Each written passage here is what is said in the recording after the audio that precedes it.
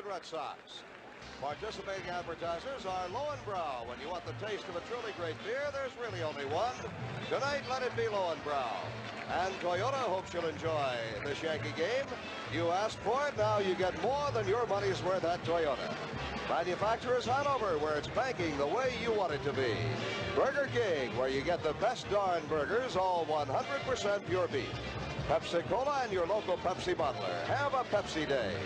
Colonial Provision Company, the makers of Yankee Franks, with a taste that takes you out to the ball game. Con Edison, serving 9 million people in New York and Westchester.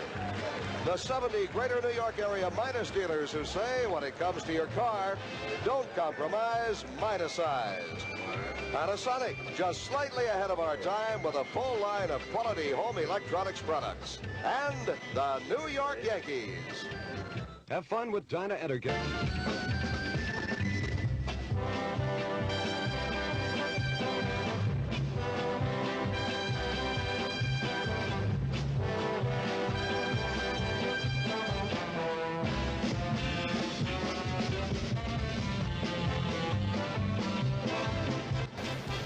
Good afternoon, everybody. I'm Frank Messer. Along with the scooter Phil Rizzuto, we'll be joined later by Bill White on a beautiful, beautiful fall day here in Fenway Park.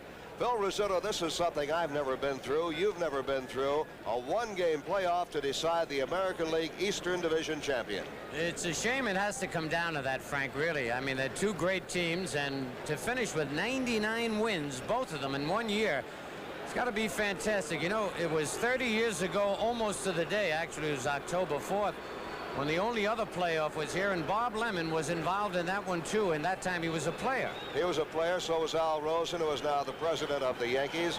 And as I recall, the Cleveland Indians won that ball game here from the Boston Red Sox. What about this afternoon's game, Scooter? The Yankees are going with Ron Guidry, again starting with only 3 days rest. Well, if history repeats itself, the Yankees should win, because the Indians went with a left-hander, Gene Bearden, and the Red Sox went with a right-hander, Denny Galehouse. At that time, Joe McCarthy was managing, and Galehouse was the only pitcher to volunteer to pitch that playoff game.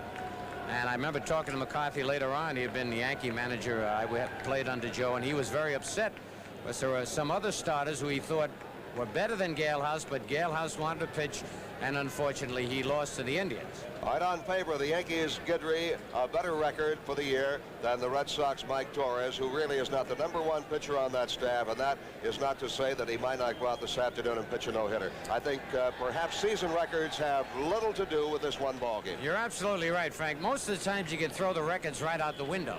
The only thing in the Yankees' favor, I think, is that Torres, through his career, whatever team he's been with, has only defeated the Yankees 1 time and lost to them 5 times. Now, this is a big pressure ball game. We know that Ron Guidry is a kid seems to have ice water flowing through his veins. On the other hand, Torres, very excitable Latin type, and if things happen early in the ball game, we've seen it can get to him. So I think both clubs have to get to the starting pitches early, otherwise it's going to be a very low-scoring game. All right, again, traditionally, the Yankees this year have not been a club to come from behind that often. The Red Sox have been a club that can come from behind. My thought is, if you got on the scoreboard first here, if the Yankees get on the scoreboard first, they could be in pretty good shape. I think you're right, Frank, and that's one reason I'm happy that the Yankees are leading off in this ball game. And of course, Mickey Rivers, the big man for the Yankees, unfortunately he didn't get on against the Indians in the game they lost, but if he can start things off, we'll see a ball game. We'll see a lot of excitement. All right, another point, Phil. The Yankees are playing without their regular second baseman, Willie Randolph, acclaimed by most experts as one of the best, if not the best, in the American League. By the same token, the Red Sox are playing without their regular third baseman, Butch Hobson, who is their designated hitter but can't throw. Well, I don't think either position is going to be hurt too much defensively. I think Brian Doyle covers a lot of ground. The kid can make the double play. He's not nearly as good a hitter, we know, as Willie Randolph. And Brohammer the same way. He can field third base. He can't hit, but they do have Hobson in the lineup. He's the designated hitter, whereas the Yankees are going to miss Willie altogether. All right, what about emotions for this ball game? I visited the Yankee clubhouse briefly and thought of an air of quiet anticipation there. The guys trying to relax, but I don't see how anybody could really relax before this game. You can't, Frank. I know first game before any World Series, I wouldn't sleep all night. We never had playoffs in those days. I'm sure a lot of the Yankee ball players had very restless nights. The Red Sox, of course, got a reprieve, never thinking they'd be in this playoffs, thinking that the Yankees were going to sweep Cleveland and win the pennant. All right, and we'll be all set for this very important ball game when we come back in just 1 minute.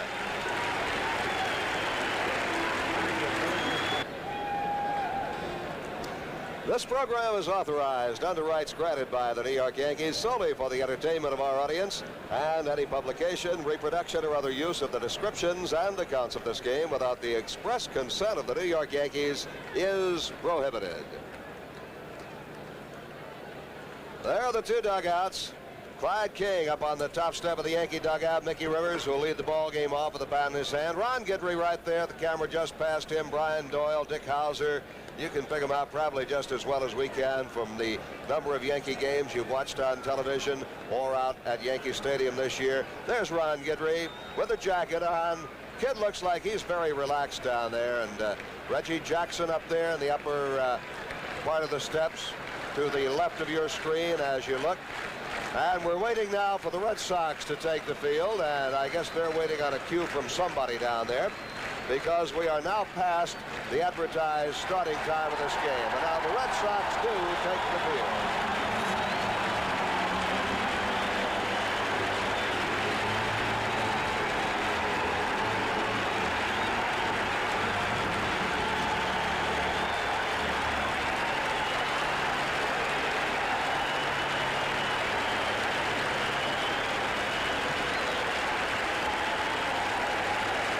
This game, as you can see, is an absolute 100% sellout.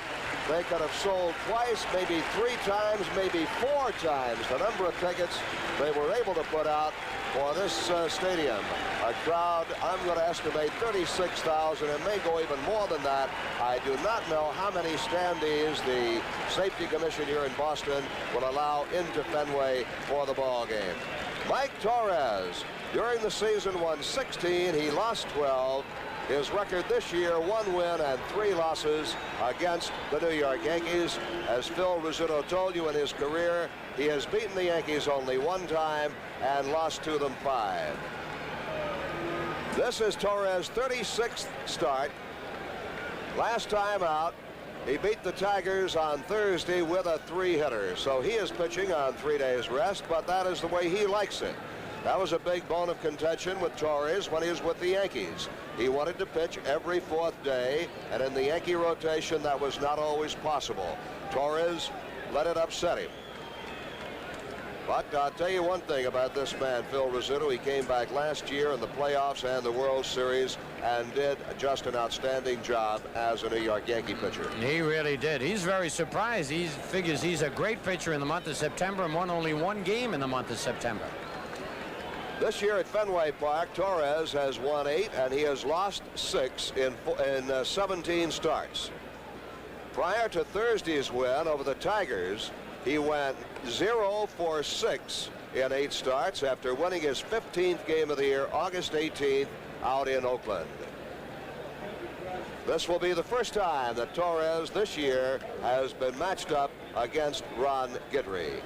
His only win this year against the Yankees and the only win in his career against the Yankees came August 3rd in New York, an 8-1 rain-shortened 6-inning ball game. So overall, Torres has pitched 19 innings this year against the Yankees, allowed 28 hits, 16 runs, 8 walks, 11 strikeouts, and an earned run average of 6.16. And ladies and gentlemen, let me go on record right now as saying if you don't believe baseball is our national pastime, you should be here at Fenway Park this afternoon. Absolutely nothing like it. I've seen playoff games, I've seen World Series, and this has got to top anything I've seen in my baseball career. Mickey Rivers will lead off for the Yankees, and leading off with the play-by-play, here's Phil Rizzuto. All right, Frank. Mick batted .264 in the year.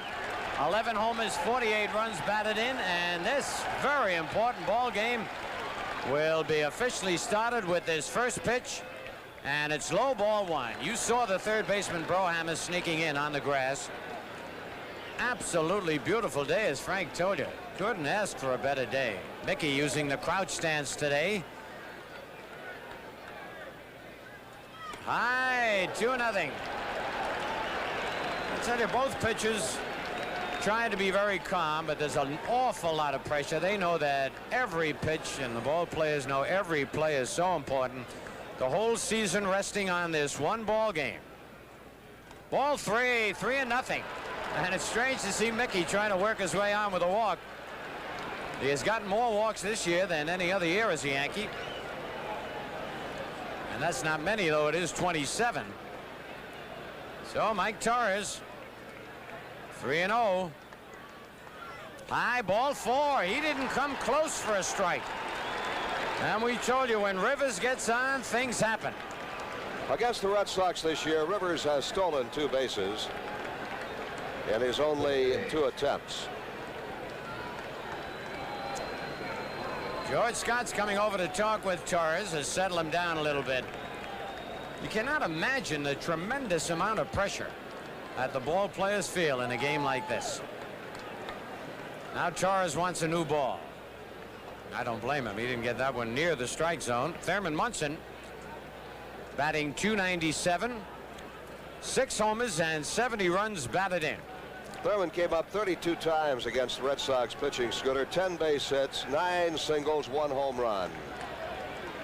The wind, by the way, blowing quartering from left center over towards right field.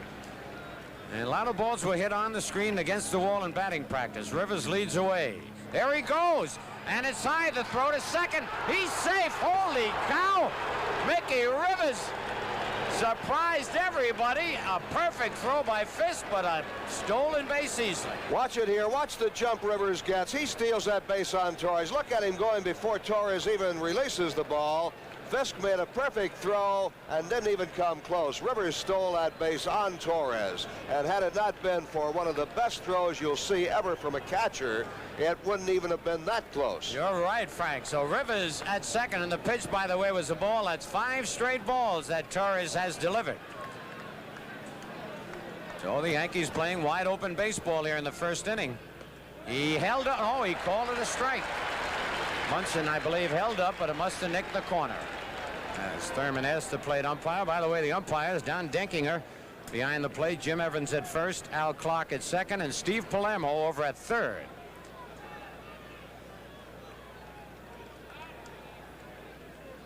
Outside, 2-1. Rest of the Yankee order will be Piniella batting third in right field. Reggie Jackson, the designated hitter, bats cleanup. Greg Nettles at third, Chris Chambliss at first, Roy White in left, Brian Doyle at second, and Bucky Dent at short. Burleson trying to sneak in back of Rivers, and Munson swings and misses. 2 balls, 2 strikes. Thurman a big man here now. Either a base hit or a hit to the right side to advance Rivers to third. First run of the ball game, so important, Frank. I've got to think Munson is a key man for Torres. This is the big man. Torres gets Munson, he might settle down. And Munson held up. Ball blocked nicely by Fisk. Rivers had a hold at second. Fisk, one of the best in the business at blocking balls bouncing in the dirt. Watch it again on the replay.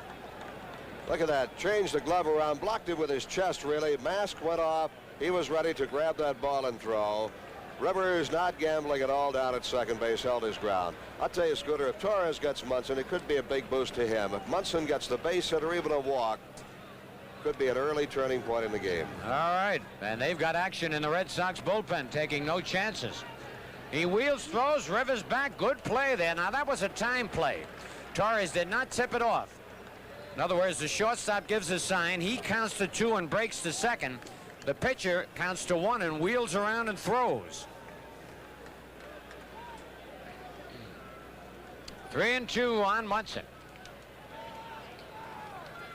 Struck him out with a breaking pitch. A big strikeout for Mike Torres. And coming in with a good slider. Let's watch it again. This is a big pitch for Torres. Pitch moved well. Munson really did not come close to it at all on his swing. Torres gets the man that he had to get right there.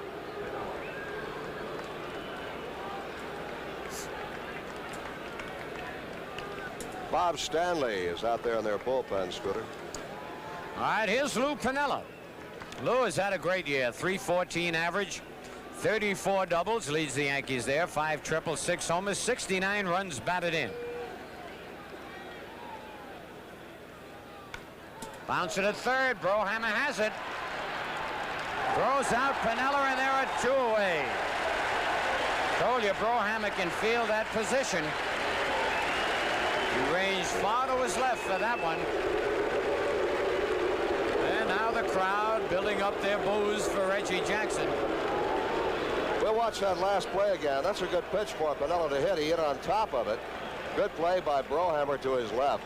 Knows he has plenty of time to get Piniella, who is not fleet of foot to start with and still has an injured heel. Hard to run. Well, Torres really throwing that slider now. He didn't have control of his fastball. And that's the pitch you got to go the opposite field on if you're a right-hand batter. Reggie Jackson batting .274. 26 homers and 96 runs batted in. 2 men out here in the top of the first. Looked like the Yankees were going to get on the scoreboard right away. They still have an excellent chance.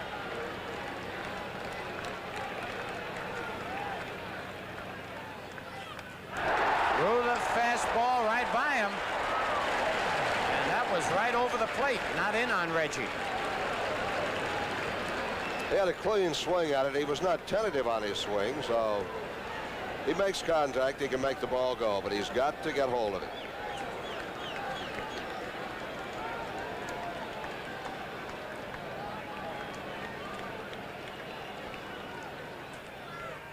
Strike 2. That one was on the inside corner. See the flag. It is. It's blown, as Phil told you, quartering out toward from the left field corner, sort of toward right field. It's strong enough to be a factor in this game, too. Could hurt a left-hand hitter, could blow a ball foul that could stay fair down the right field line. All right, Reggie trying to get comfortable at the plate. And hits one to left. Will it carry? Yastrzemski, no, he's there. The wind held it up, and he makes the catch. And there the wind hurt Jackson and the Yankees. No runs, no hits, no errors. A man left, no score at the end of 1/2 inning.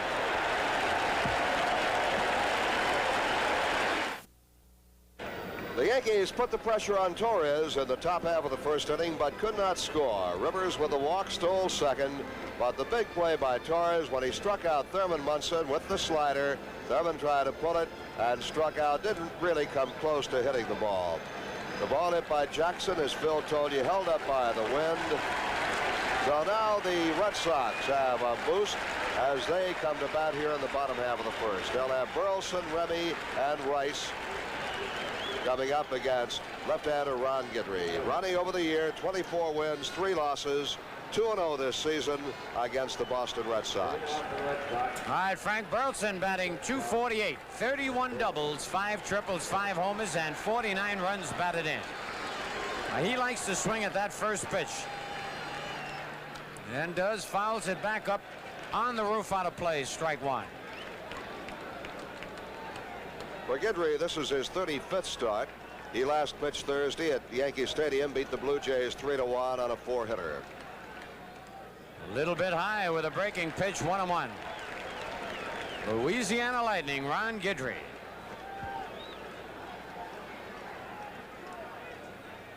Strike 2, a sharp breaking pitch by Guidry. A ball and 2 strikes on Burleson.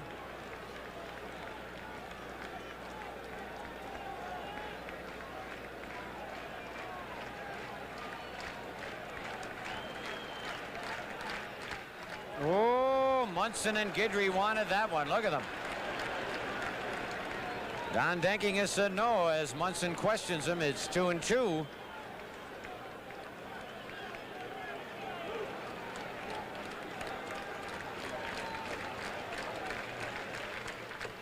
Strike 3. I tell you, the pitch before that one was a better one than that one.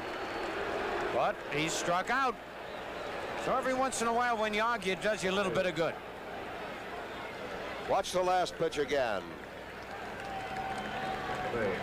Well, that pitch came down more as we saw it on the replay. When I saw it originally, I thought the pitch was coming in higher. It did break down just a bit.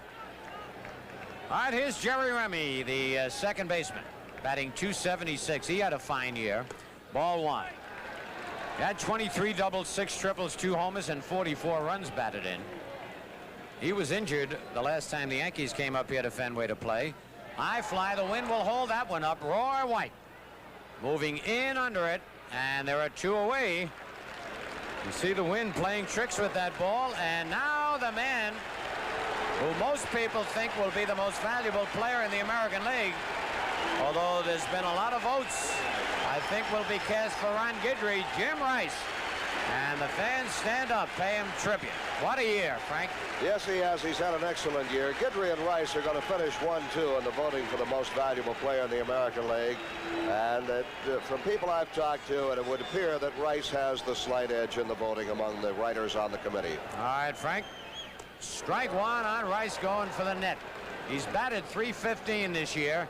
25 doubles, 15 triples, 46 homers, and 138 runs batted in. Strike 2. I tell you, Guidry is just throwing his power against Rice's power. And so far, Guidry is out in front. 0-2. Low. Put a little extra on that one. Got away a ball and 2 strikes. Here's an almost unbelievable note. 14 of Rice's homers have come in the first inning. Now listen to this. 30 of his home runs have either tied the score or put the Red Sox ahead. You want to know something, Frank? Let's see. Just outside, 2-2. Just as Rice came up, that wind is shifting and is blowing towards left field. Would you believe it? The Red Sox even control the wind. I believe anything I've seen. Holy cow. It did. It swung around. Struck him out, though, on a good slider. Holy cow. 3 up, 3 down, end of 1, no score.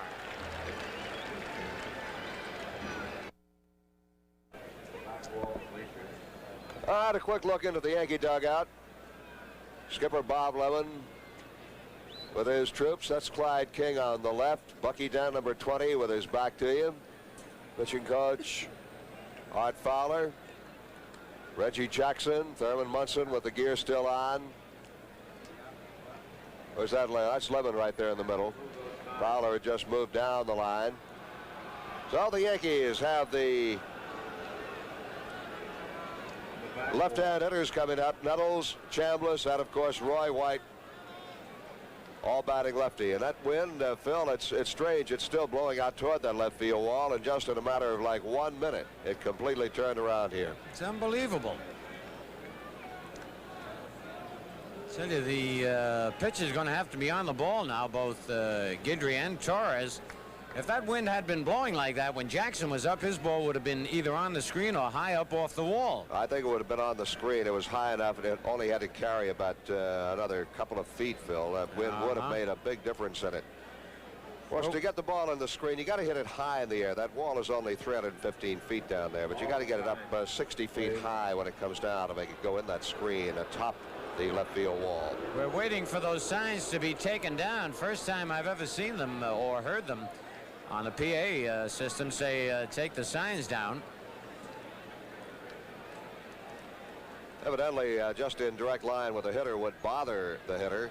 There is no batter's eye as such here when they put fans in the bleacher seats in direct center field, and now the security people are out there requesting the fans to take their banners down. That is just a courtesy. Of course, they're not hanging over the wall, but as a courtesy to the hitters, and in this case the Yankee hitters, they will ask them to take them down. All right, Greg Nettles steps in. Great year for Greg. Highest he's ever batted in the big leagues. 278. Leads the Yankees in homers. And ball one from Big Mike Torres.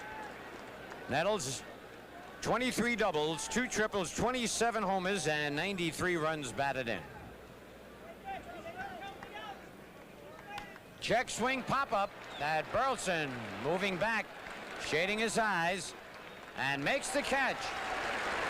As Nettles couldn't check the swing. The ball was out of the strike zone. 1 away. Here it is again. You'll see a very furtive swing on Nettles' part. Not aggressive at all. They tried to stop the bat, but he made contact. Indication he was fooled on that pitch completely, and Here's a guy who could be a key, Phil. He has not been swinging the bat that well in the last few games. No, and he's seen a lot of left-hand pitching, Frank. Chris Chambliss, and he takes the ball. Chris, the lowest I've ever seen him, 274, 26 doubles, 3 triples, 12 homers, 90 runs batted in.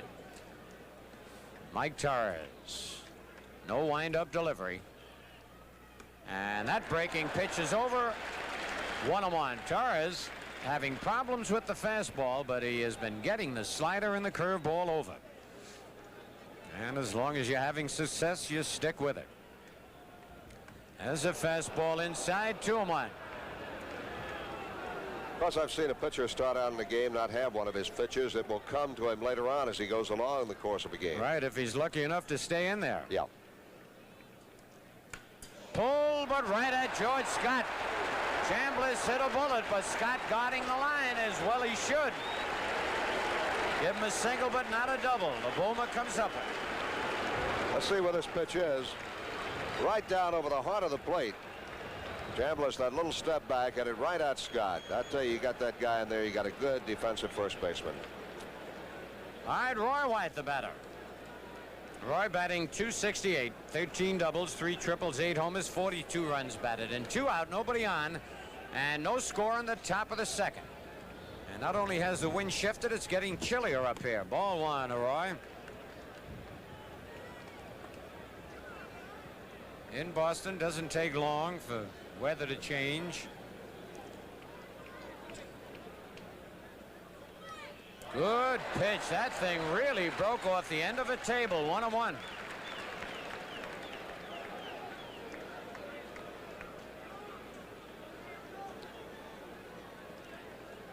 Two out, nobody on.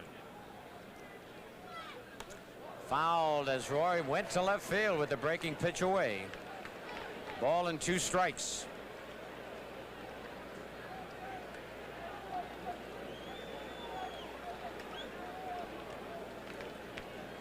Great weather for the ball players. This little nip in the air makes you feel a little stronger, a little faster. Struck him out. No score at the end of an inning and a half.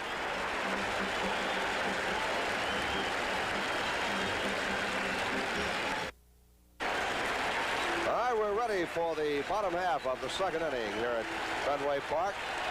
And other than our ball game there, let's listen to the ovation for Yastrzemski.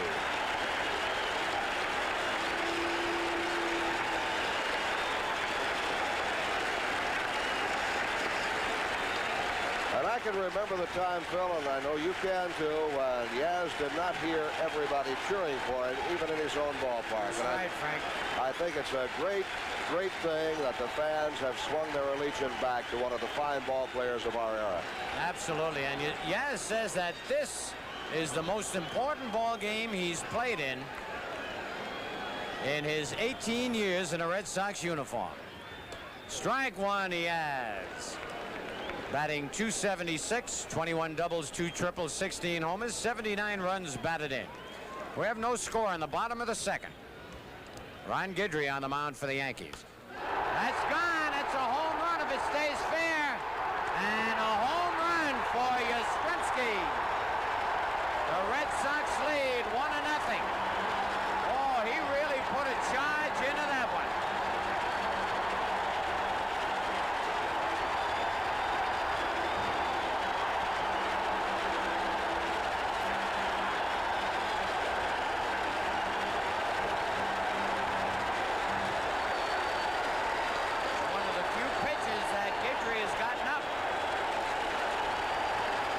And there again, Phil, had that wind been blowing like it was in the first inning, that would have been a foul ball. The wind for the moment has just about died completely. Watch the pitch again. It's up, and Yastrzemski jumps on it.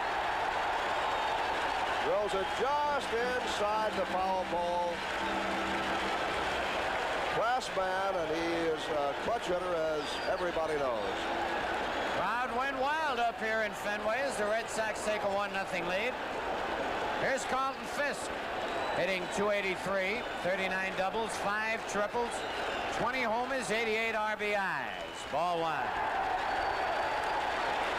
And Guidry now Last two pitches have been up. He's been successful keeping that ball down to the Red Sox hitters.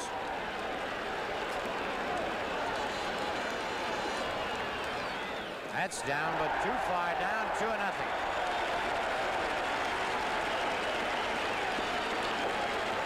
Hometown crowd can be a big help.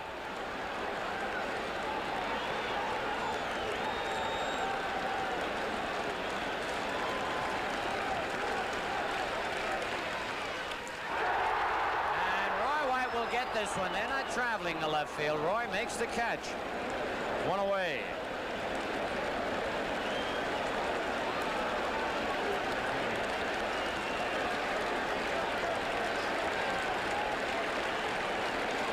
Oh, Guidry now will work to Fred Lynn. Lynn batted .298 with 33 doubles, 3 triples, 22 homers, 81 runs batted in. He was a hot hitter for the Red Sox. And hits one deep to center. Mickey Rivers back on the track and makes the catch in deep center field. Holy cow, that's 3 hard hit balls off Guidry in this inning. So far, only one has hurt him. You have to feel that Guidry may have lost just a little bit off his fastball. Earlier in the year, he'd get by with that pitch. He's going to now, I think, have to go to his slider more, Phil, and keep the ball down. Well, that's what he did to Burleson and Rice. Butch Hobson, the batter. Strike one. Hobson batted .250 with 26 doubles, 2 triples, 17 homers, 80 runs batted in. Foul back, strike 2. Something, a strange thing about Guidry, we've noticed it in several games this year. As the game goes along, he will start throwing harder. That's right. He gets by the first couple innings, fouled back again. Still nothing in 2. Red Sox in front, 1-0 on the homer by Yastrzemski. Guidry wasting no time. It's high, 1 ball, 2 strikes.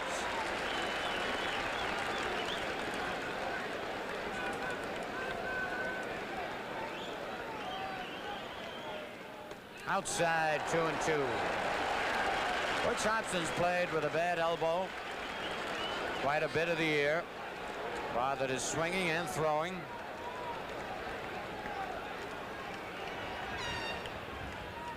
Bouncing ball to third. Nice play by Nettles. And the Golden Glove throws him out. 1 run on the homer by Yaz at the end of 2. Boston 1 and the Yankees nothing.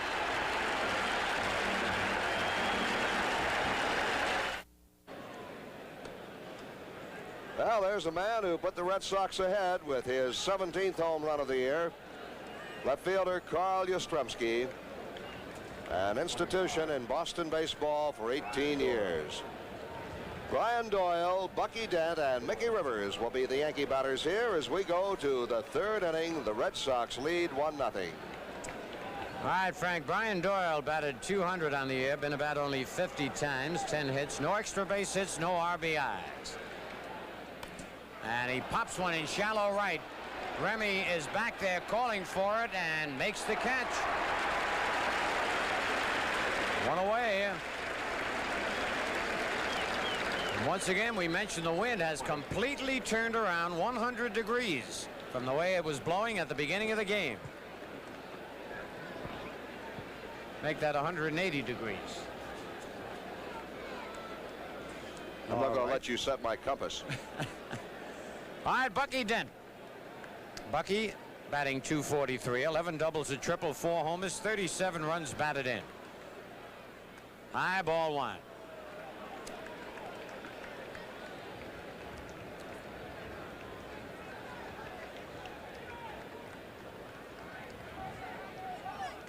On the corner with a slider, 1-1.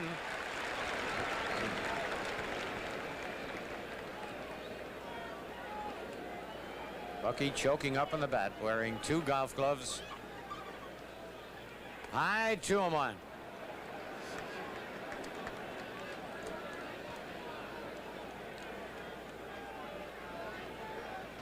Beautiful sunshiny day here in Beantown.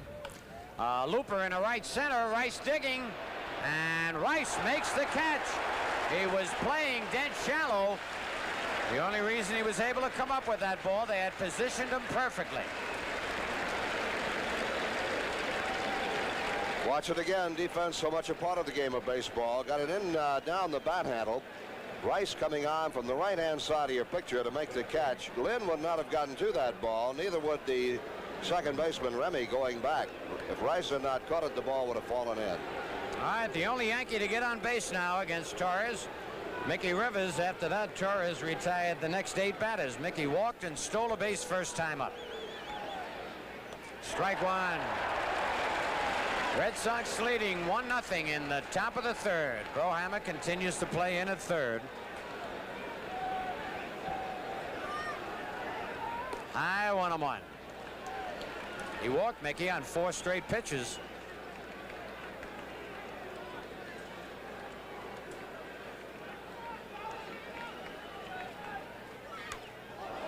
Fair ball. And Mick's going to get at least a double out of this one. It hit the wall and almost stopped. A weird bounce off that wall, and Rivers gets the first Yankee hit of the ball game. A double past George Scott. Let's watch it again. Rivers down in that crouch, strides into it and drills it just past Scott. Fair ball by about a foot or so. He saw the ball kick back and not to the right fielder Rice, so he started running hard again and made it easily into second base. All right, each team now with a base hit. Except that Boston's was a homer by Yastrzemski. Now Thurman Munson, who struck out his first time up.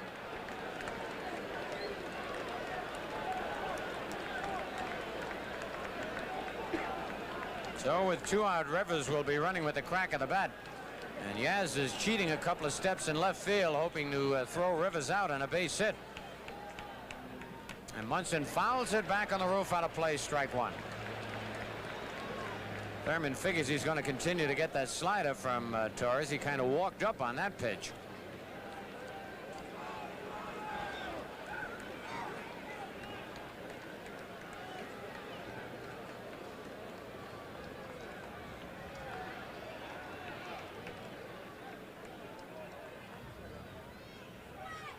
Good block again by Fisk. That ball bounced about 3 feet in front of home plate. 1-1.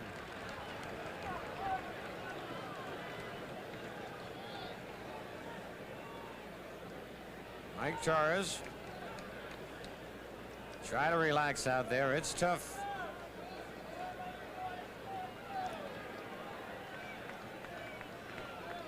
Thurman getting that neck loosened up.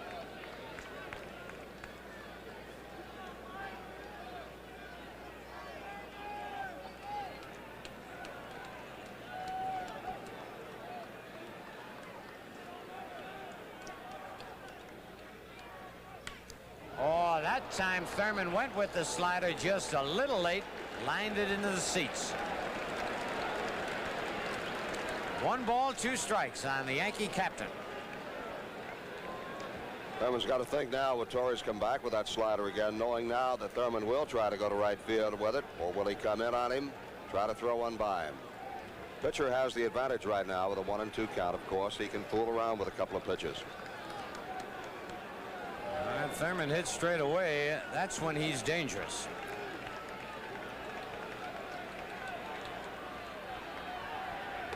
He held up a little high, 2-2. Boy, Torres had a little mustard on that pitch. He had it by Thurman, but a little bit high. Count is even at 2-2 with 2 out. Red Sox in front, 1-0, top of the third. In the all-important game for the American League East Divisional title.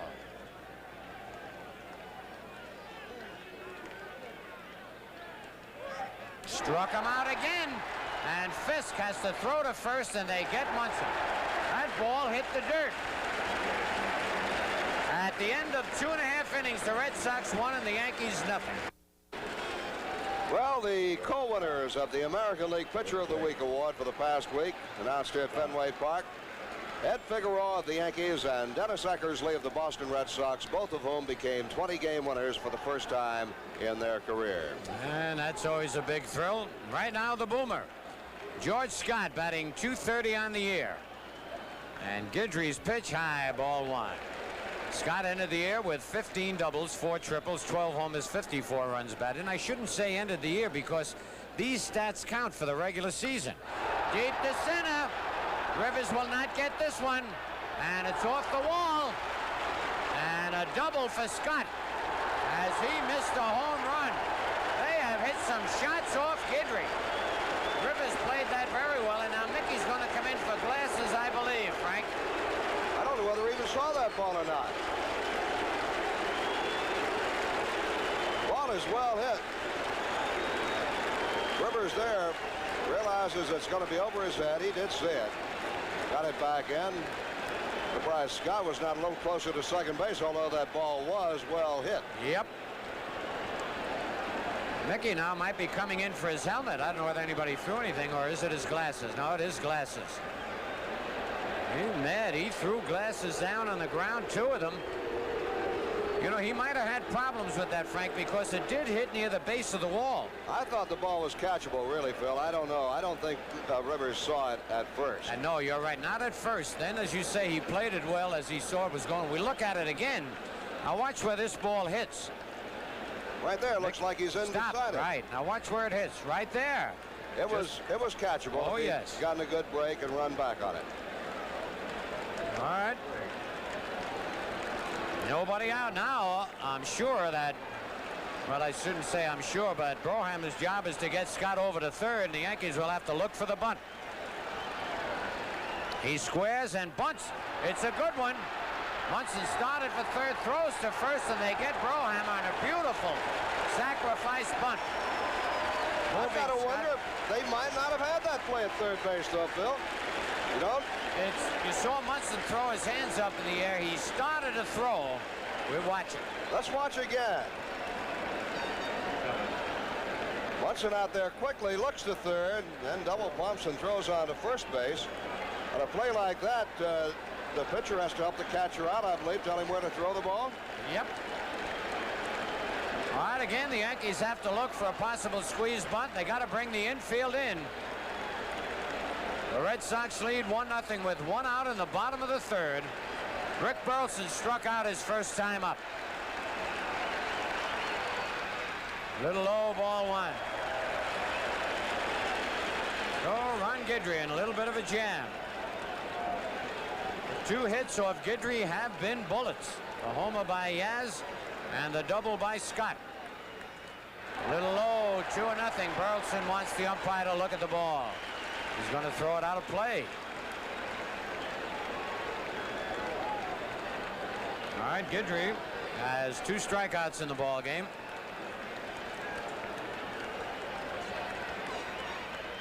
A bouncer, they're going to hold Scott at third. And Nettles throws Burleson out, and that is a big, big play. 2 outs. Scott remains at third base, and the batter now, Jerry Remy. Once again, the Yankee infield has to be alert. This kid can bunt, can handle the bat well. Rivers playing very shallow in center. And slightly towards left center field on the left-hand batter, Remy. Strike 1, a breaking pitch nicked the corner. Remy didn't think so.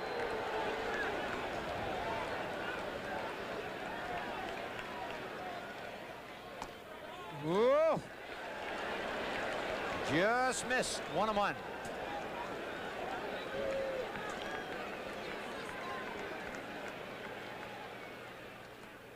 Strike 2, and that kind of a delayed call by the plate umpire Don Denkinger. Again, Remy a little unhappy. 3 very close pitches. All 3 could have gone either way. 1 ball, 2 strikes.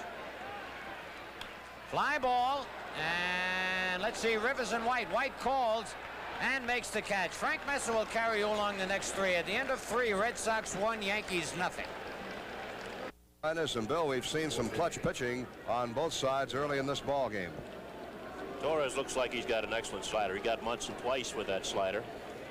I don't know how long he can get away with 2 pitches, though, Frank. He's throwing that fastball and the slider. One key point here, that shadow.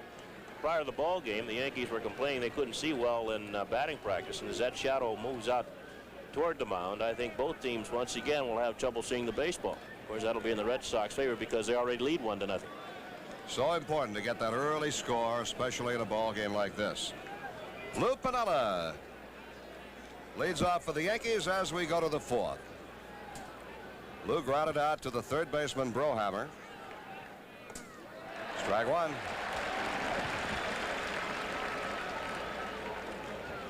Red Sox 1 run, 2 hits. The Yankees no runs, 1 hit.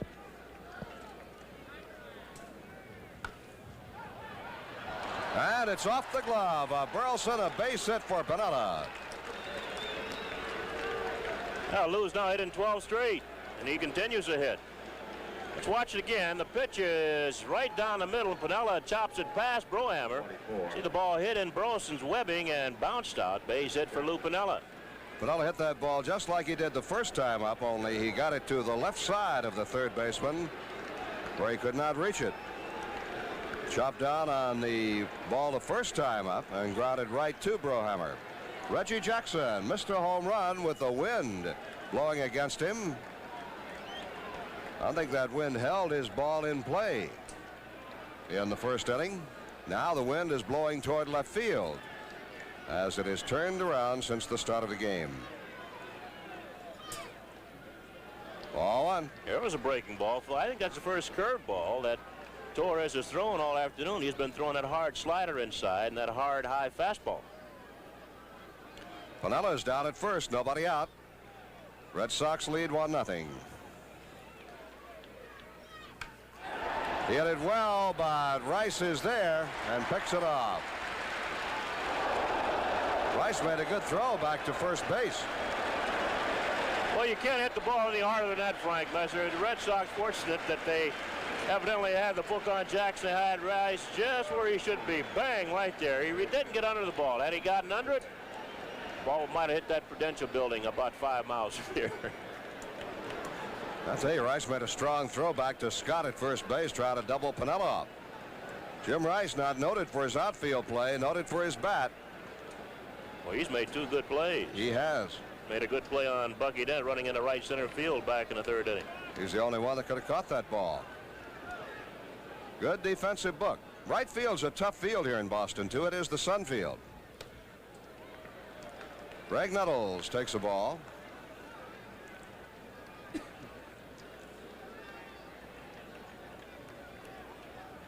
They shade Nettles just a bit to the right side. Piniella at first, 1 out.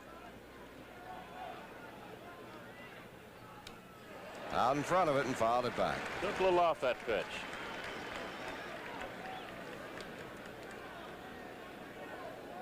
Mike Torres, his 36th start.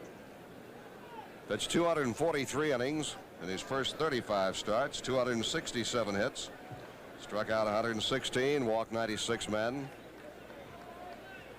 Really brought his earned run average down, even though he had a bad losing string late in the season. And the ERA well over 4 for most of the year. Nettles takes him the other way, foul. 1 ball and 2 strikes.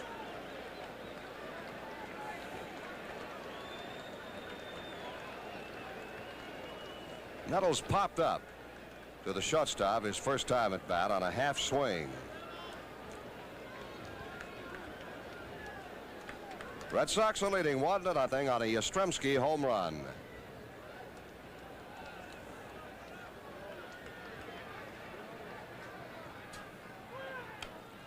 Popped him up again into shallow left, and again the shortstop Burleson is there. Torres twice has pitched tough to Nettles. This ball will be inside, Frank. Fisk gave the sign of a fastball inside. He gets it right in there, right there. Nettles got it in on the bat just a little bit too much and popped it up. I don't think you can consistently pitch Nettles there, especially as the ball game wears along and that fastball loses a little bit of the velocity. Chris Chambliss steps in. Chambliss hit the ball hard, but right at George Scott.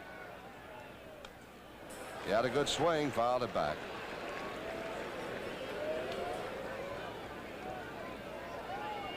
Yankees have 2 hits, a double by Rivers and a single by Piniella.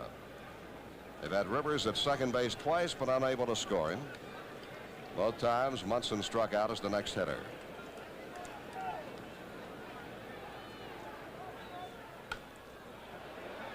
The shortstop, Burleson, has it right at the bag and steps on second for the unassisted force at the end of 3.5. It's Boston 1, New York nothing.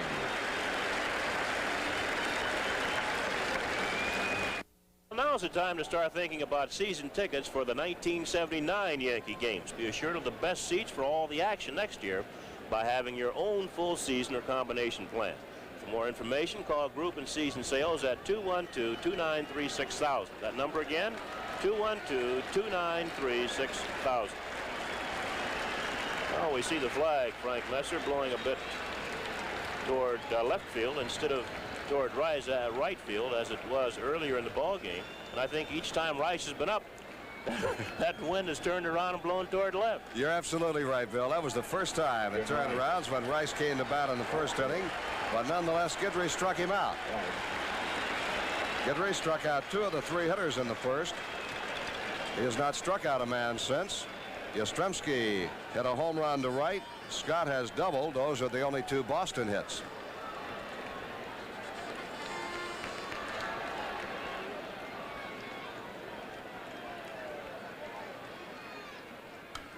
Foul back, out of play on the right side. Perfectly clear day here in Boston.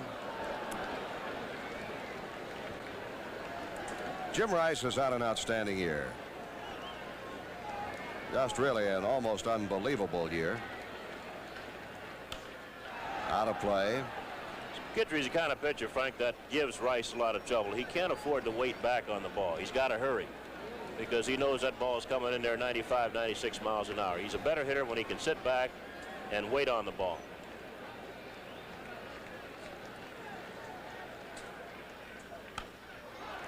That will be a foul ball, and it's going to be out of play.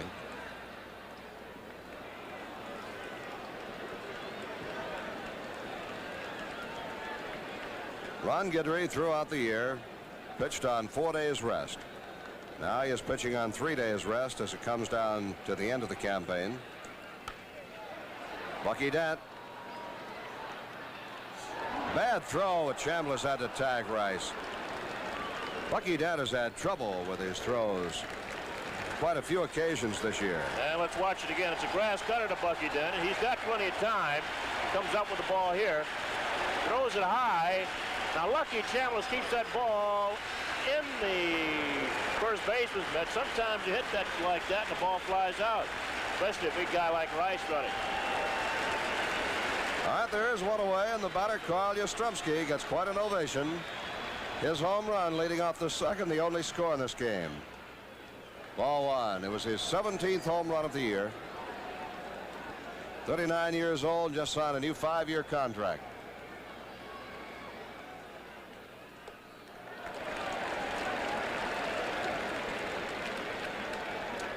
How many years, you say? I told 5 years. He had said that next year might be his last year, but evidently has changed his mind. Maybe that's a year of playing and 4 years of PR like Willie McCovey got with the San Francisco Giants. I don't know what the fine print says, but I tell you, got a guy like Yastrzemski around, I think you give him just about anything he wants. Father Time eventually catches up with you, though. When you can't contribute anymore, I think Yaz will know when he should quit, though, probably better than I.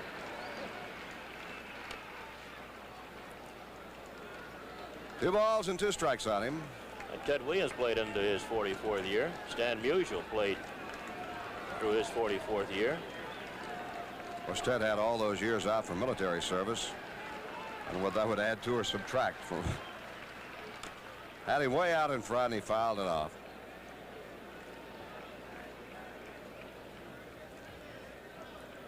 Yastrzemski has played hurt a lot this year. He's got a back problem.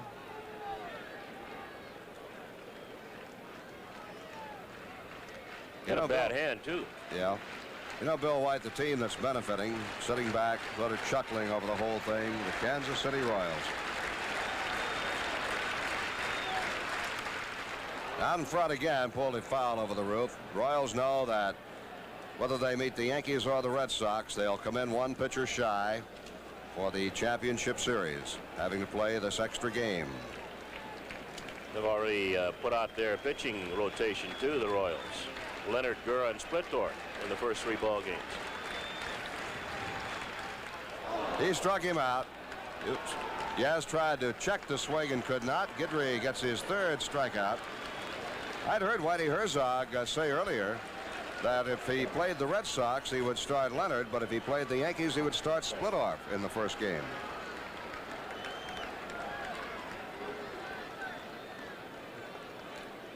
The note sheet here in Boston says, as Bill gave them to you, Leonard, Gura, and Splittor. Here's Carlton Fisk, an invaluable man to the Boston Red Sox. He's played hurt a lot this year. An outstanding catcher. Good hitter. 283 average, 20 homers, 88 runs batted in. Strike 1.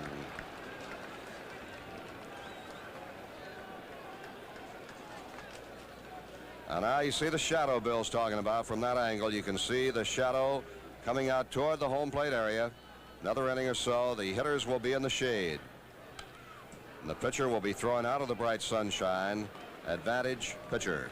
No, I talk about that so often, Frank, because it's so important. You know, as a hitter, you hate to see those shadows move in on you.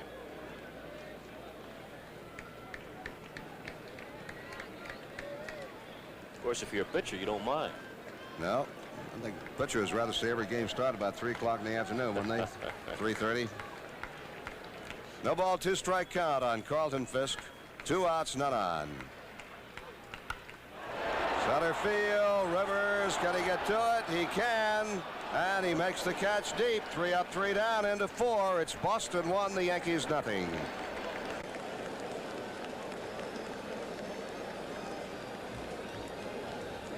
Hey, cats, the joint is jumping up here at the long end. We go to the 5th inning here at Fenway Park. The Yankees will bat Roy White, Brian Doyle, and Bucky Dent, the lower third of the batting order, against Torres. Hitter is still in sunshine. The shadows get closer and closer.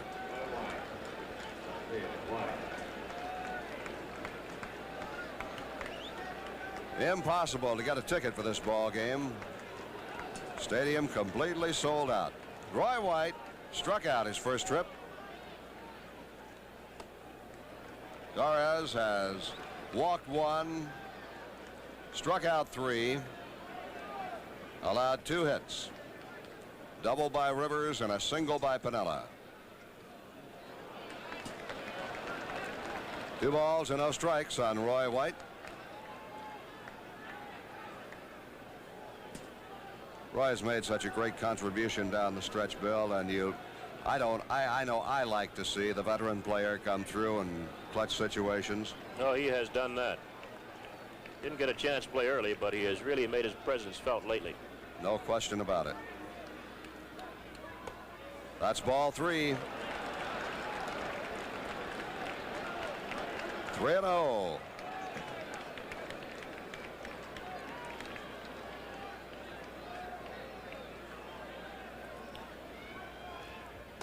And he has to duck away from ball 4. Second walk by Torres.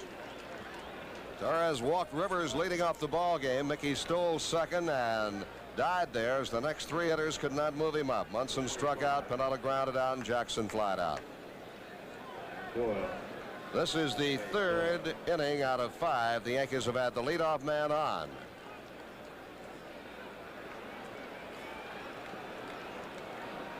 Brian Doyle is the batter. Slap hitter, chokes way up on the bat handle. Strike 1. Brian's older brother played right here for the Red Sox.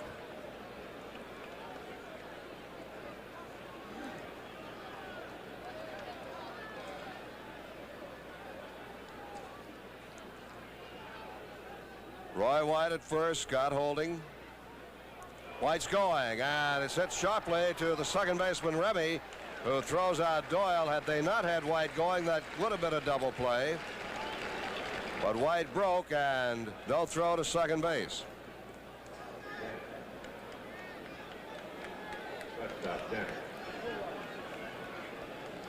Here it is again. Bryant hits the ball hard, a one-hopper to Remy, who thinks about going to second, but changes his mind and makes a sure play at first base. The Yankees have hit the ball hard, but they've hit the ball right at people. I don't think any ball has been harder hit all afternoon. The ball Reggie Jackson hit to Jim Rice. You don't hit a ball any harder than that.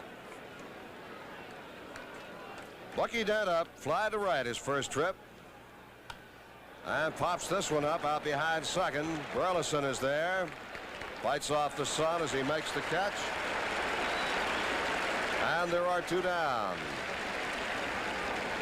This is going to be a little some kind of confrontation here, Frank Messer, with Mike Torres pitching to Mickey Rivers. Mike's been trying to get away with 2 pitches. The fastball, which he normally leads the batter off with, and he throw it up and in on you to break you off. Then he'll throw you the slider. We watch this play again with Dent popping it up. Mickey, a pretty good fastball hitter. So he's sat over there and he's seen that Torres has thrown only 1 changeup all ball game and 1 curveball. And let's see what Torres does with it. First of all, they're going to move Scott back. They're not going to play him in shallow at first base.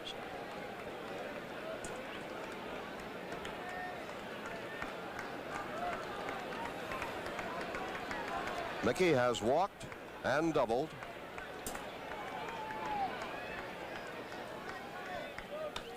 Slaps it left side. Roy White almost hit by it, and they make the throw to third, and White is out. Burleson to Brohammer, and Roy White is out at third on the fielder's choice to retire the side at the end of 4 1/2. It's Boston 1 in the... I'm Red Holz. Alertly throws the ball at third. White had to change direction, and he's... I don't know if he ever tagged him or not, but he's called out easily there at third base by the third base umpire, Steve Palermo. So a heads-up play by the Red Sox. It was. You saw Burleson just take a quick glance over toward first base as he fielded that ball and realized his best play was to go for the lead runner, and he got White easily. He just did. He glanced quickly to first base. His momentum was carrying away from that play, Bill. He would have had to stop, set himself, and throw. Good play by Burleson. All right, we go to the bottom half of the 5th. Freddie Lynn leads off, to be followed by Hobson and Scott. Breaking ball misses. Lynn hit the ball deep to center field, and Rivers caught it back in the 2nd inning. Boston leads 1-0. Foul ball. Johnny Pesky still has good hands. He played in the last American League playoff game here against the Cleveland Indians, along with Cleveland Indian president Al Rosen and the present Cleveland skipper Bob Lemon. That's right. Lem sat on the bench. He was not in that game, but he was in uniform for the Indians. Check swing, grounder right back to Guidry. I believe, as I recall that game in 1948, Johnny Pesky and Bobby Dorr were the only 2 Red Sox to get extra base hits in the game, and they were that year considered to be an outstanding hitting ball club. Yeah, but Gene Bearden had a pretty good knuckleball. That's right, left-hander. Butch Hobson is the batter. Lou Boudreau hit a couple of home runs in that game as the playing manager of the Indians. Hobson grounded out to third his first time up. Guidry starts him off with a strike. Now the Heat misses. 1-1. Boston leads 1-0 on a 2nd inning leadoff home run by Carl Yastrzemski. Foul back.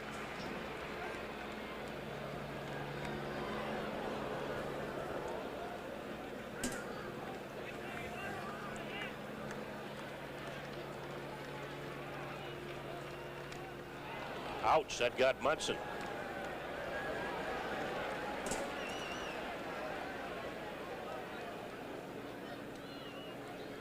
Look at that rising fastball, Frank, and that sinking slider.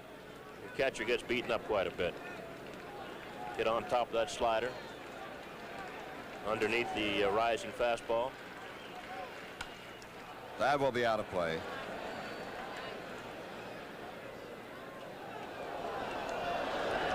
Catcher really works at his job. It's not only physical, but it takes a tremendous mental toll.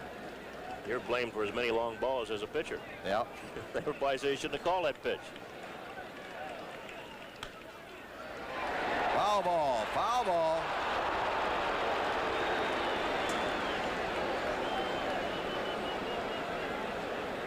Let's watch it again. The ball is down on Hobson. He goes down on the ball and pulls it.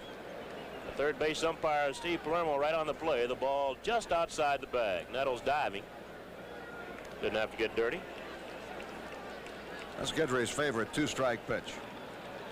Ball moving down into the right-hand hitter. He struck out more men on that pitch this year, I think, than any other one.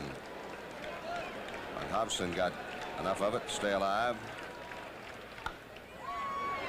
And it is off his glove. Hobson settles for one base as Roy White gets to the ball quickly. Base hit. Let's watch it again. They thought Nettles between hops here. Same kind of pitch, up a little bit more. Nettles backs off just a little here, and the ball comes up, and it hits the webbing of the glove and doesn't stay in.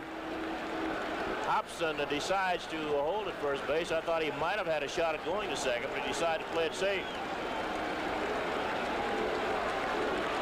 All right, the Red Sox with one out have Hobson on. That is their third hit of the game. George Scott, the batter, doubled off the center field wall his first time up. Strike one. Scott was benched for a while for not hitting. Then when he came back on the lineup, he has been hitting the ball better.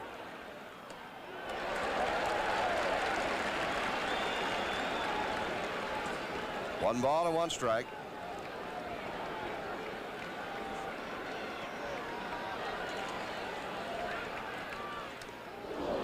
That one got the plate umpire, Don Deckinger.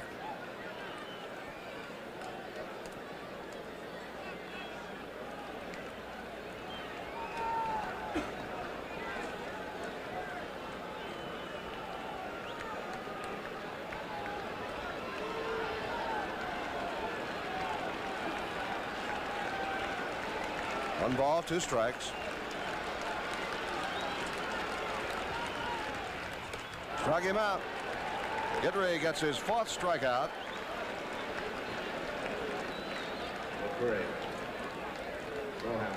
Boston is leading 1-0 here in the fifth inning. A home run by Yastrzemski in the second, the only scoring in this game. Jack Brohammer sacrificed in the third inning, following a double by Scott.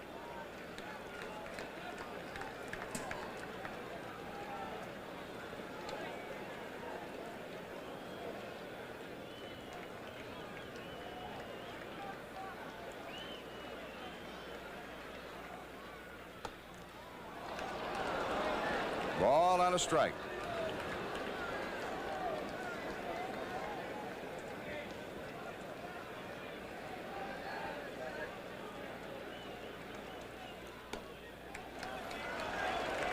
Well, television replays last night when I came into Boston, Bill, on Brohammer catching the final out of the ball game yesterday for the Red Sox against Toronto. You'd think it was the final game of the World Series, as elated as he was and as his teammates were.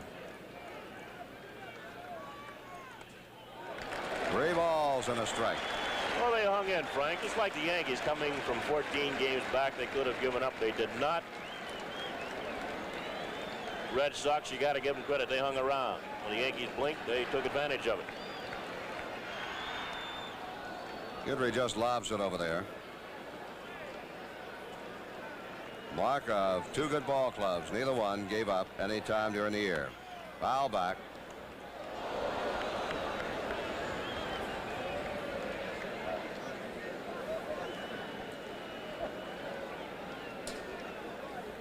Red Sox had the strong first half, the Yankees the strong second half. Then Boston came back strong in the last week or so. In the air, left field. Roy White will be there. And that retires the side at the end of 5. It's Boston 1, the Yankees nothing. I was just going to give the batting order here for the 6th inning, Bill. I was going to say the same thing. They've got the meat of their batting order coming up here against Mike Torres, Munson, Pennell, and Jackson. And wonder if Mike will continue pitching the same pattern. So far, it's been successful for him. He's only given up 2 base hits to the Yankees. He's got Munson in 2 key situations. In the first inning with Rivers at second and nobody out, Torres struck him out. In the third inning, with Rivers at second and 2 outs, Torres again struck Munson out. If the Yankees win this game and go on to Kansas City, we will be televising tomorrow night's game here on 11 Alive WPIX at 8 o'clock. And as they say in the trade, no road company, the original cast. Outside of third, strike one on Munson.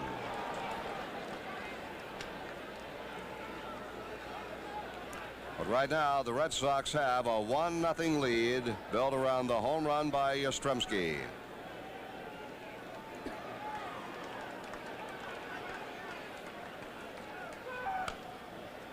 Foul ball again as Munson is lunging at the pitcher. Yep, he's got him he's throwing that slider, Frank, low and in and low and away, and Thurman obviously, I think, is having trouble picking the baseball up.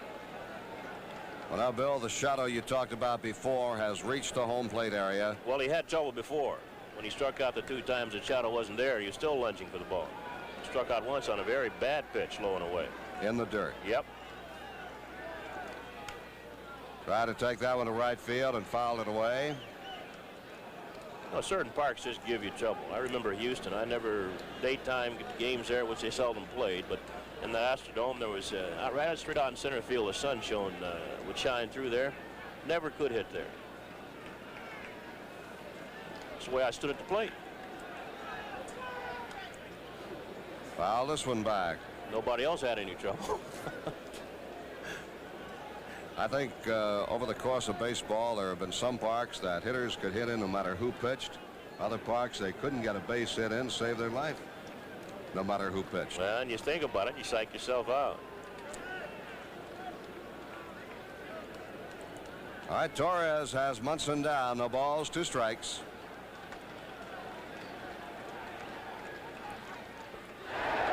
Check swing. Did he check it?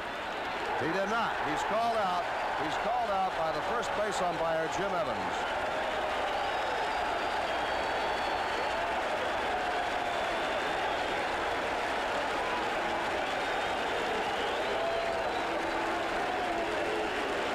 Munson is called out by Evans. Here it is. Good ball away from Munson, going down, and the bat crossed the plane of the plate. Sometimes that's one of the points they look at, and evidently Jim Evans felt that that was far enough to call Munson out. 4th strikeout for Mike Torres. He has made Munson look bad at the plate in this game. Struck him out 3 times in a row now. Lou Piniella, 1 for 2.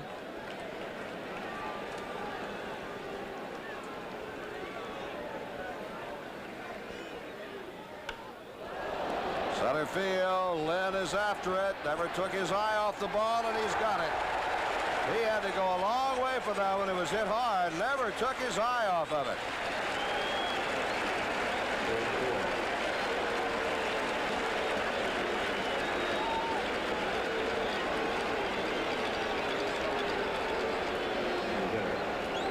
Now Scott's saying something to Mike Torres as Reggie Jackson stands in. He wants to be a little more careful with Jackson. He grooved the fastball to Reggie last time up, and Jackson got it off. He didn't get under the ball. Just hit it solidly and drove it to Jim Rice in right field. Really playing it safe, Frank. It's just a 6th inning, and Scott's going to guard the line at first base. Normally, you wait until the 8th, 9th inning to do that.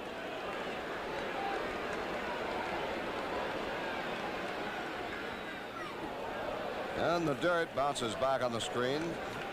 First time up, Reggie hit a fly ball to left field. The wind was blowing from left to right at that time, and I've got to feel the wind held the ball up. It was caught right at the foot of the wall by Yastrzemski, a towering fly.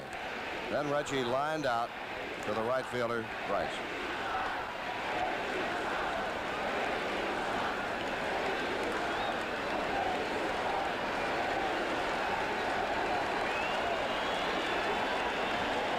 Two balls, no strikes.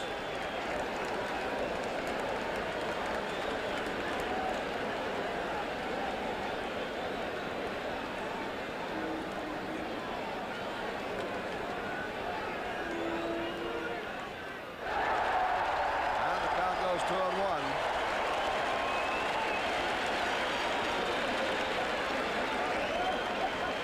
The Red Sox are out in front, 1-0. We're in the 6th inning. Mike Torres has allowed the Yankees only 2 hits.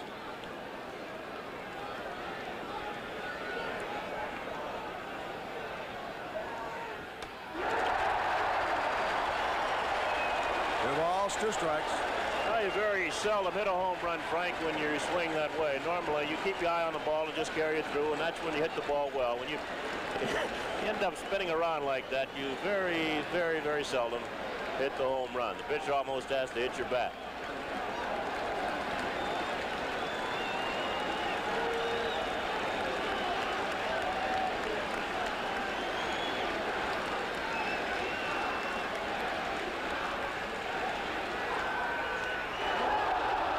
Torres thought he had that one for a strike. He was halfway to the dugout. That's curveball low and in.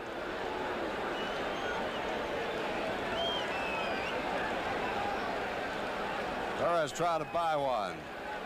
His second breaking ball he's thrown this ball game. He can get in trouble now if he walks Jackson. Nettles next up. He's got a pitch in the stretch. Should he not get Jackson? He's got him on the ground ball to Remy. And at the end of 5 1/2, it's Boston 1, New York 0.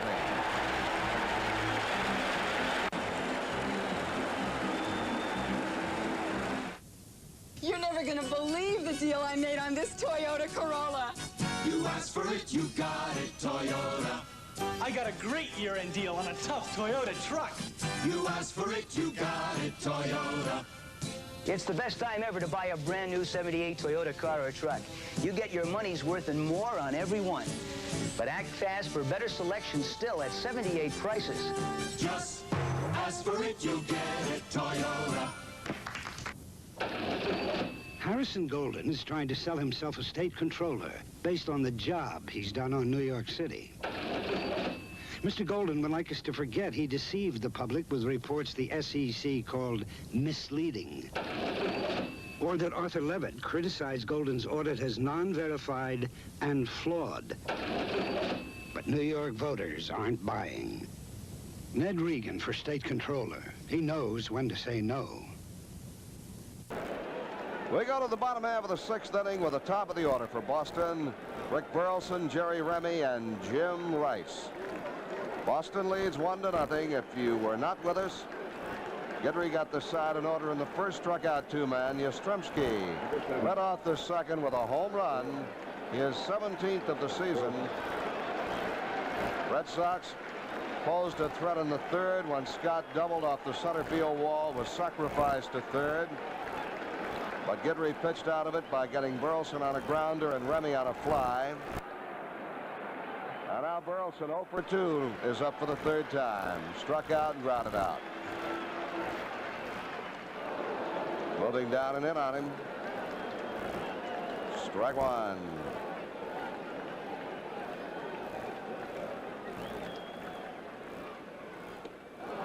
Strike 2.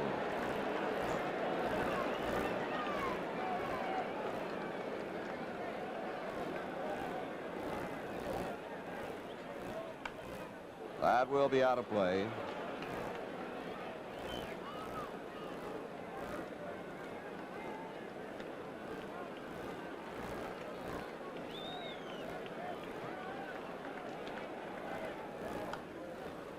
Foul ball. Each team, the Yankees and the Red Sox, over the course of the season, winning 99, losing 63.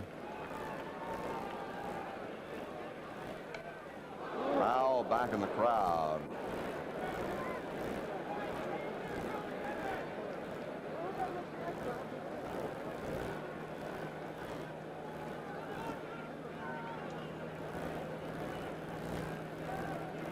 Oh, it's going to take 100 wins to win the Eastern Division. That's a ball.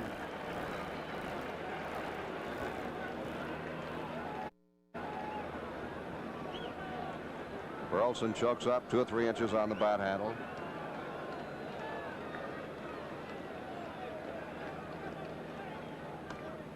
Fouled off again.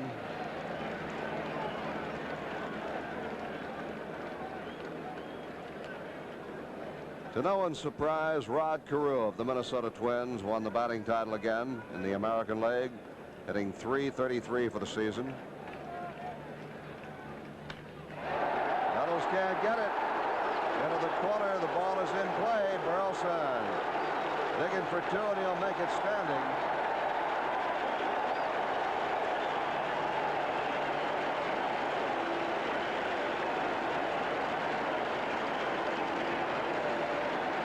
That is the fourth hit for Boston. And the play again, Frank. The pitch is just a bit up. It wasn't down and in as Burleson swung over the first two. Got it up, and he ripped it past Nettles for a double. Jerry Remy, who handles the bat very well, steps in. Twice Remy is flied to left field. Goose Gossage is up in the Yankee bullpen.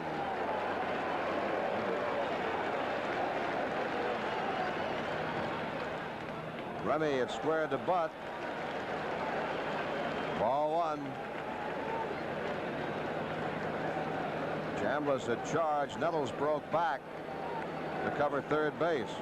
Hopeful of a force play. Or rather, not a force play, but a play up there. Guidry falls behind 2-0 to Remy.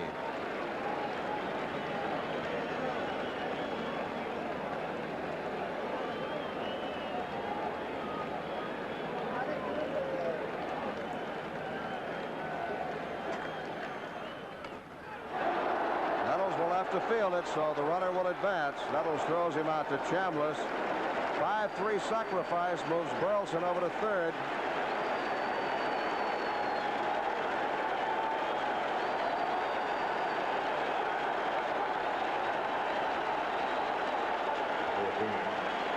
Remy did what he wanted, made Nettles field that ball. So no chance of a play back at third.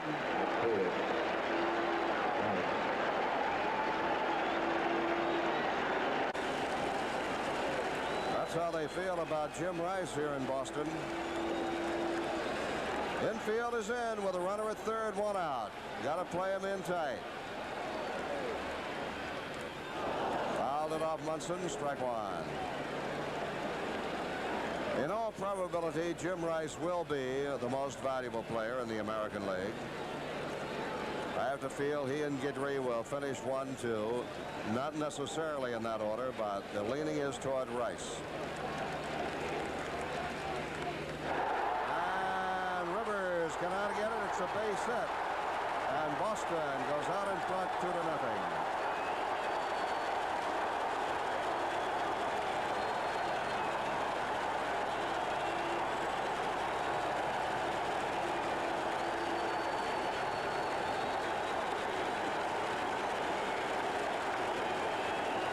Again, Frank, looked like he might have handcuffed Rice, but this fella's strong.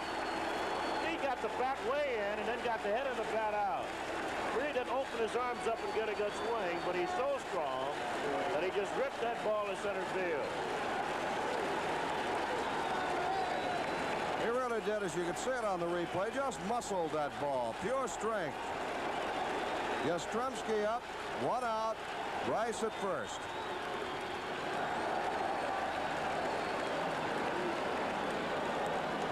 Yastrzemski homered leading off the second. He struck out in the fourth.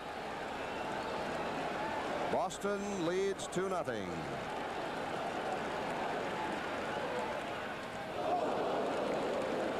Ball and a strike.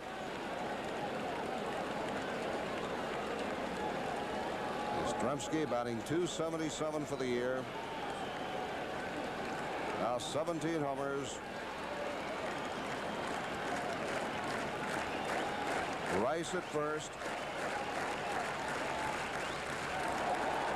2 balls, 1 strike to Carl.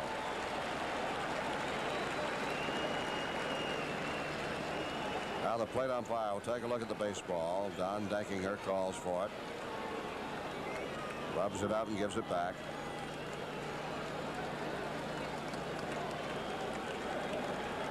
Red Sox now have 2 runs on 5 hits and lead 2-0.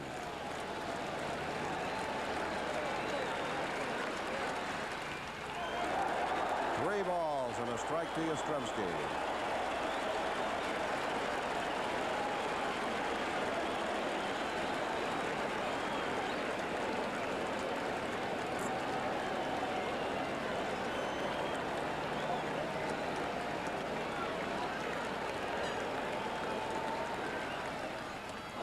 Had him going for a big breaking ball.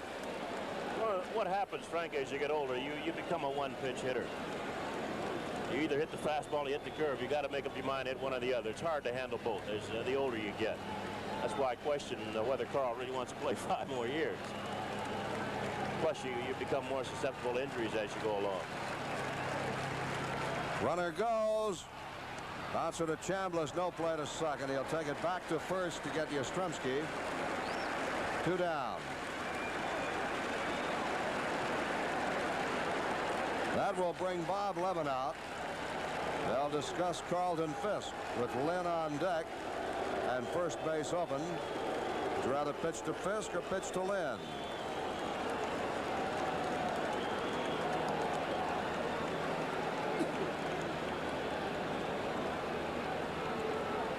Bob Lemon with his very low-key approach to baseball, making the decision as to whether or not to pitch to Fisk. He's also looking out in right field. He's got Gossage throwing out there. I don't think that Lem wants to make a pitching change here, but no, he isn't. He's going to go on back. Well, in the last 2 American League playoffs to decide the season winner, Bob Lemon has watched the games from the dugout. In 1948 as a pitcher for the Cleveland Indians. In 1978 as the manager of the Yankees. In this same ballpark. And it looks like they're going to put Fisk on. That was the decision they made out on the mound. They would rather pitch to the left-hand hitting Lynn. This will be the first walk given up by Guidry, and it is an intentional walk. Guidry has struck out 4 men.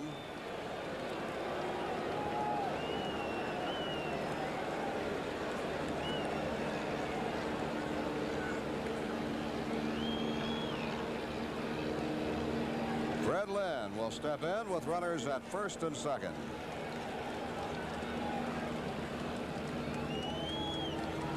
Ball 4 is thrown, and Fisk goes to first. Runners first and second, 2 outs. Boston leading 2-0 here in the bottom half of the 6th. Fred Lynn, the batter. Lynn in the 2nd inning hit a ball to deep center field, and Mickey Rivers ran down and caught. Then in the 5th, he grounded back to the pitcher, Guidry.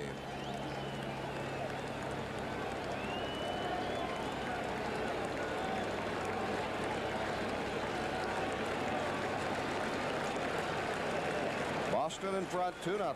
2 on, 2 out in the bottom half of the 6th. Ball 1.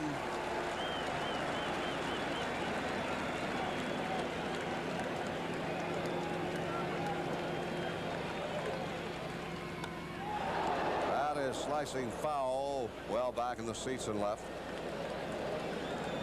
1 ball, 1 strike.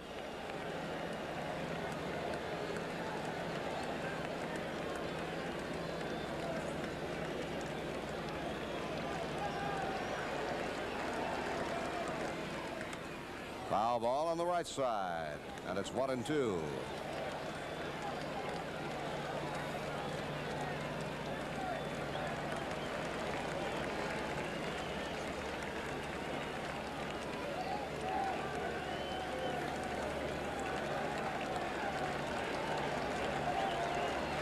Runners first and second, 2 out.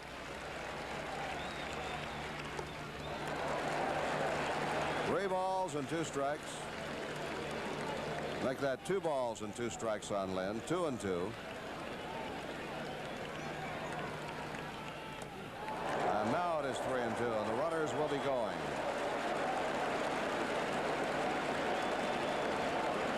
Rice will break from second. Fisk from first.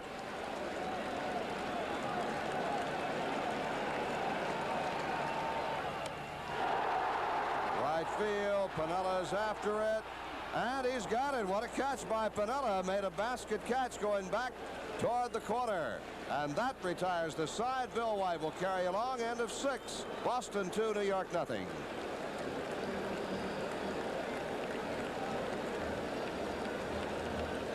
Get a new stereo. Get it now, because Crazy Eddie can't be beat. With prices so low, he's practically giving it all away. Crazy Eddie, his prices are insane. So we're in the 7th inning now, and Greg Nettles will lead off against Mike Torres. Nettles has been up twice against his former teammate and popped up the shortstop both times. It'll be Nettles, Chambliss, and then Roy White.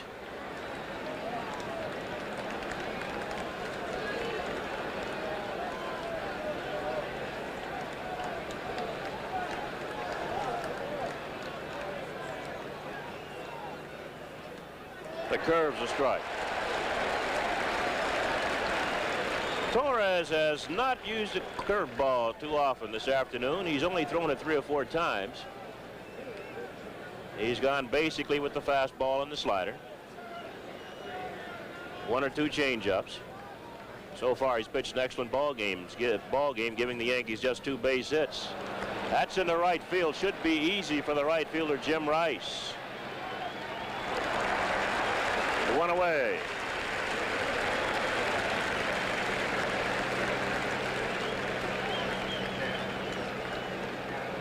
And the batter is Chris Chambliss, the Yankee first baseman. He lined hard to first base to George Scott in the 2nd inning and forced a runner in the 4th inning. So Chambliss is 0 for 2.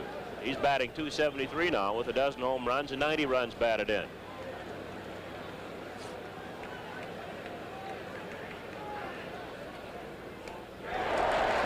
Strike 1 on Chambliss.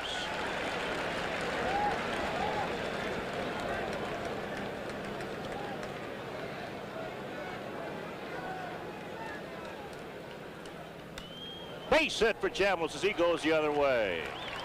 And Yastrzemski will block the ball and get it in, and Chambliss will hold it first. That's the Yankees' first base hit off Mike Torres since the 4th inning when Piniella led off with a single.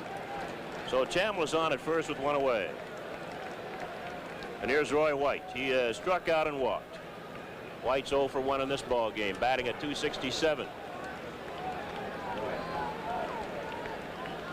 White has had a great second half. Did not get much chance to play in the first half, but has really come on and done an excellent job with the Yankees here in the second half of the season.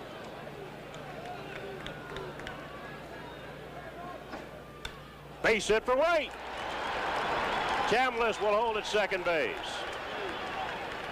So back-to-back singles by Chris Chambliss and Roy White. The Yankees have 2 men on base with just 1 away here in the 7th inning. And Andy Hassler, a left-hander, gets up and starts warming up in the Boston Red Sox bullpen.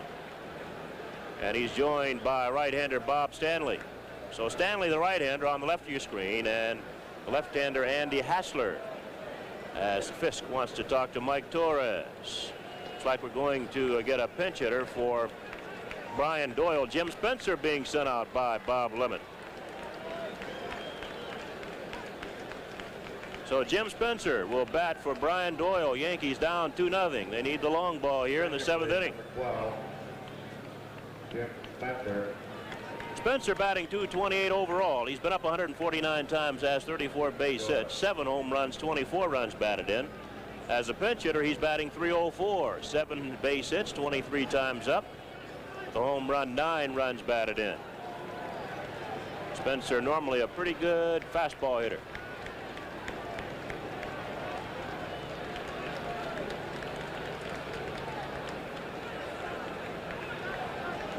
And here comes Don Zimmer, the Red Sox skipper. Now Zimmer and Lemon beginning to play a little chess here at Fenway Park.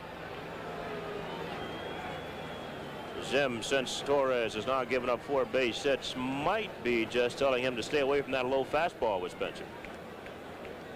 Maybe keep the ball out over the plate, use the breaking ball.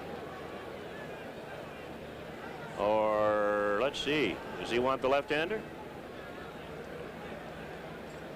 Evidently not. Fisk spins and goes back to home plate, so he's going to let Torres stay in the ball game. Pitch to Spencer.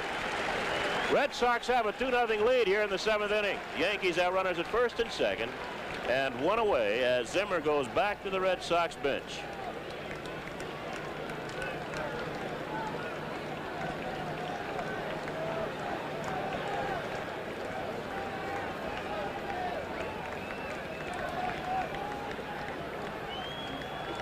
Spencer has won 4 games for the Yankees this year with base hits.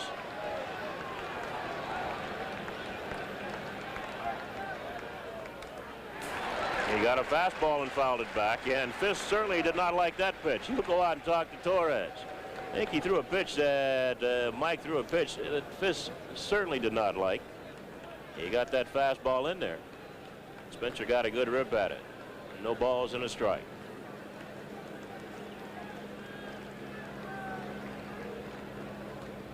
Probably get Fred Stanley in at second base, bottom half of this inning. Willie Randolph is here. He's in uniform. Of course, he's still bothered by that pulled hamstring in his left leg.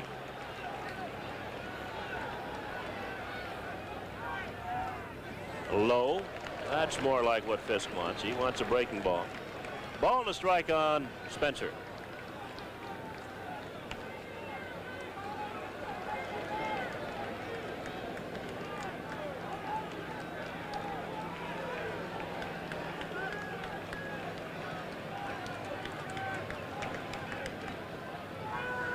In the dirt again with the curved ball. It's 2-1. Now he's got to come in with the fastball or the slider. Oh, the count, 2 balls, 1 strike on Jim Spencer. Chris Chambliss is at second base. Roy White at first. There's 1 out here in the top of the 7th. The Red Sox lead 2-0.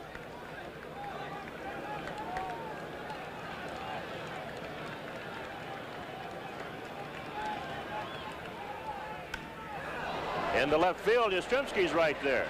Yaz had him played perfectly. 2 outs.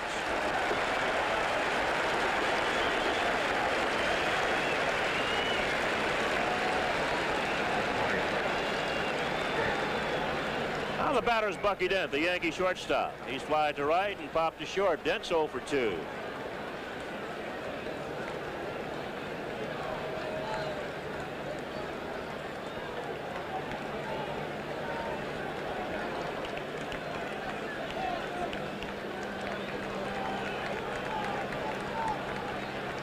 Bucky got a key base hit here against Denny Eckersley when the Yankees won 4 in a row here last time they played in Fenway Park.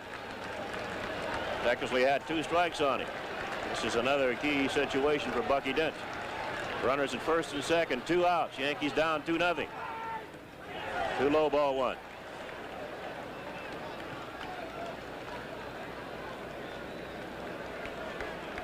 Torres has given up back-to-back singles by Chambliss and White here in the 7th inning. But he got pinch hitter Jim Spencer, and he's down 1 ball, no strikes to Bucky Dent.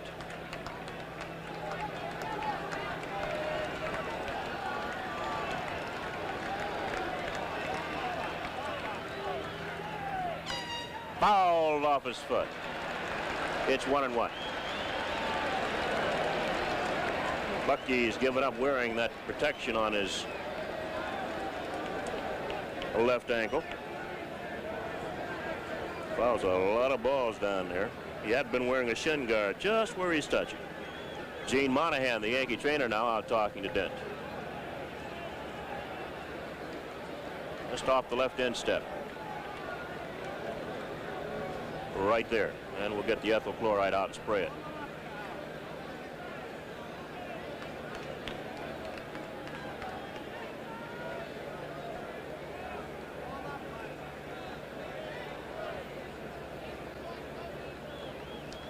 Dick Hauser, the Yankee third base coach, in there looking. That's only temporary relief. Sometimes I wonder if it's relief at all. Here it is again. Dent getting on top of the ball right off the left end step, and that's Marks. Well, the bat boy brings Bucky a new bat, and he'll exchange bats. The count's 1-1. 2 outs and 2 on. The Red Sox lead at 2-0 in the 7th inning here at Fenway.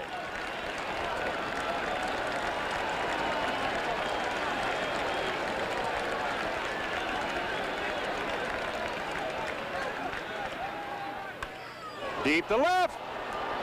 Yastrzemski will not get it. It's a home run. A 3-run home run for Bucky Dent. The Yankees now lead it by a score of 3-2. Bucky Dent has just hit his 5th home run of the year into the screen. And look at that Yankee bench, led by Bob Lemon. Big Cliff Johnson out there. And a happy Bucky Dent. Yankees now lead 3-2.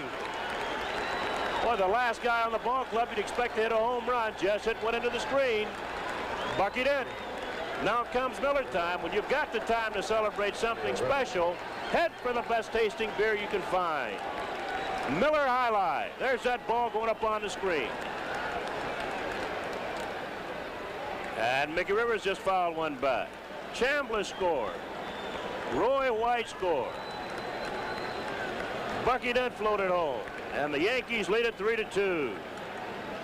Rivers has walked, doubled, and forced a runner.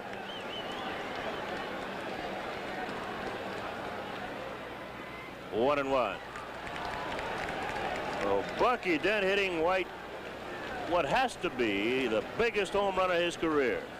Lifted one on the screen against Mike Torres with 2 runners on. And the Yankees lead by 1. Curveballs to strike, 1-2. Yankees now have 3 runs on 5 base hits. The Red Sox 2 runs on 5 base hits. 2-2, and the Yankees have Rich Gossage loosening up in the bullpen. See, the Red Sox will have Hobson, Scott, and Brohammer, 2 right-handers and a left-hander due in the bottom of this inning. And we might get Gossage in the ball game. Guidry pitching with just 3 days rest. That'll kick foul. Better, yep, and Fisk hurries and picks it up before it goes back fair. 2-2.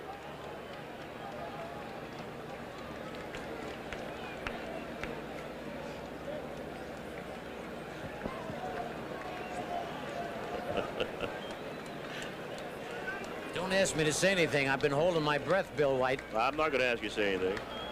How'd you like that ball up on that screen? Oh, you know, I was in the press room with all those Red Sox fans, and when Bucky hit it, I let out 3 holy counts, and I thought Frank Malzone was going to bite me on the ankle. Oh. 3 balls, 2 strikes on Mickey Rivers.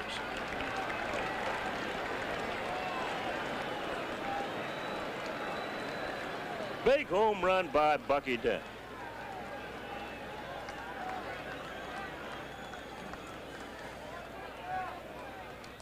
Foul, still 3-2. You know, I think Scooter had the Yankees had an experienced shortstop. Dent might not have gotten a chance to bat there. You know, you're absolutely right. They had to go for pinch hitters there, but they are strapped with the injury to Willie Randolph. Stanley will play second base, and the only other shortstop is Domingo Ramos. Denny Sherrill was signed as a shortstop. Well, Rivers walks, and that's going to be off for Torres. Don Zimmer coming out of the dugout, and looks like he waved the right hand. He wants Bob Stanley. So Rivers walks, and Mike Torres will take a walk. He has pitched a pretty good ball game, except here in this inning. He'd given the Yankees just 2 base hits coming into the 7th inning. He got Nettles on a fly ball, then gave up a single to left field to Chris Chambliss. Roy White single to center. Jim Spencer batting for Brian Doyle, fly to Carl Yastrzemski in left field. Then Bucky Dent lifted one onto the screen in left field to give the Yankees a 3-2 lead, and Mike Torres gets a hand as he leads.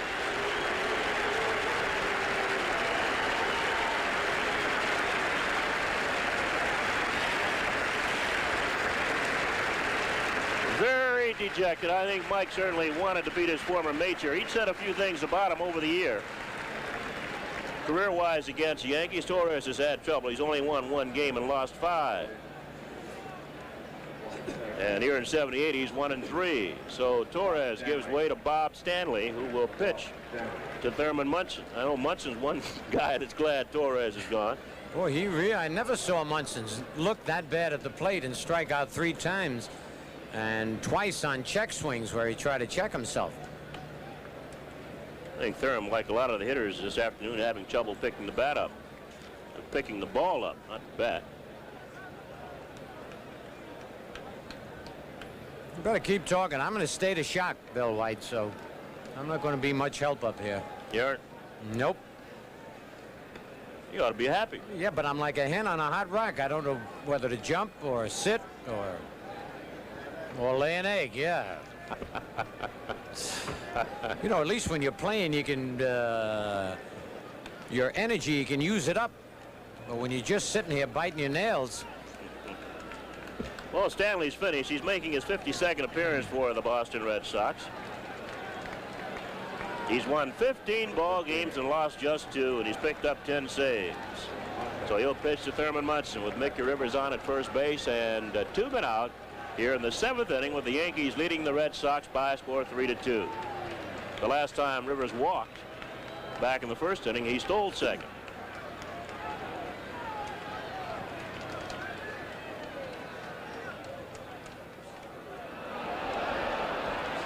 He almost threw that one away. He's going to go, right, Bill? I think he's going to go at some point while Munson's up there. Stole his 24th base back in the 1st inning. Hope he didn't hurt himself. Gene Michael concerned. No, he hurt himself if you let Scott hit him with a tag. That's what he's got to worry about.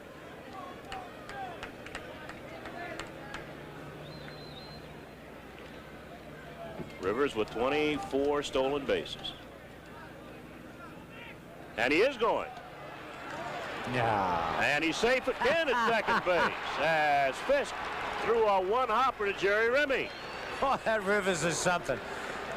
Everybody knows. Look at that jump he's got. And Fisk this time bounces one, turns into a good throw. But Rivers just too quick.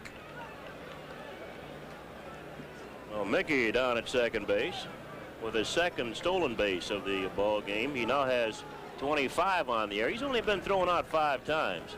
Willie Randolph leads the Yankees in stolen bases. He has 36. Of course, he cannot play and just might not play the rest of the year. Should the Yankees hang on and win this ball game? Willie's stolen 36 bases. He's been caught 7 times. Bad omen, Scooter, though. Munson swinging through that slider. Yep. He's got to go to right field. That's... Nope. That might be trouble. It's going to fall. Base hit. Rivers will score. Munson will try for 2 as Lynn bobbles the ball out in left center, and he's there with a double. Yankees now lead it by a score 4-2. That's what I said. He's got to go to right field. Here it is again. Oh, it didn't look like it was hit that hard. No, but it was in a perfect spot. Right between Yaz and Lynn. There's Lynn having problems picking it up, but Rivers would have scored. Munson would have been in second anyway. Well, that cements the record of Mike Torres. Anything the Yankees get now this inning will be on the record of Bob Stanley, as Lou Pinella's a batter. He's bounced out, singled, fly to center field. Into right field. And Rice is there. And the side is retired. Yankees score 4 times in the top of the 7th.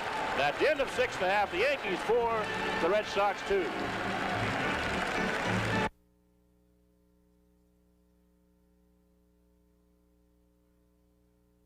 As Bill told you, Mike Torres' record is complete.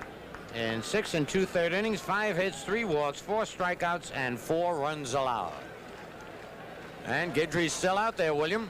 Yes, he is. And let's see, Gossage still throwing on the bullpen. I don't know why Goose threw all the way through the top of this inning while the Yankees were batting. I guess he wants to make sure he's good and loose.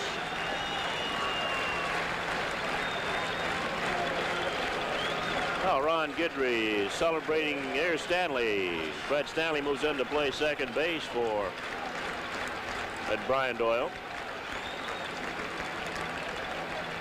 Guidry celebrating being named the co-winner of the Player of the Week in the American League, along with Denny Eckersley, the pitcher for the Boston Red Sox. Butch Hobson bounced to third and single. Oh, he's 1 for 2.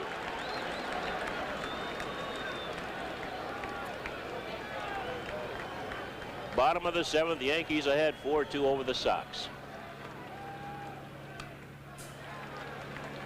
2 strikes.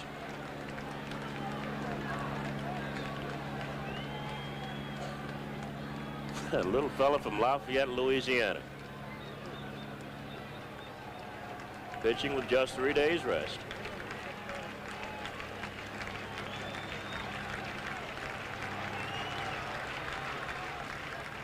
Just missed outside. 1-2.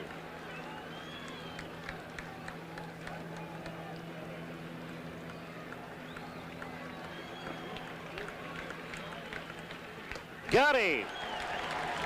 Stayed away from him. Struck out Hobson. 1 away here in the 7th inning. That's strikeout number 5 for Guidry. And he now has, let's see, 243 plus 5, 248. And again, a reminder that everything that happens in this game is added to the statistics of this year. Oh, Ron Guidry now will pitch to George Scott, the first baseman. That might go through. It'll go through the right side. They had Stanley set up playing Scott to pull. He hit a ground ball through the right side. His second base hit in the ball game. So he's there at first base with 1 away. And here comes Bob Lemon with Jack Brohammer due on. Up, they had Bob Bailey out there.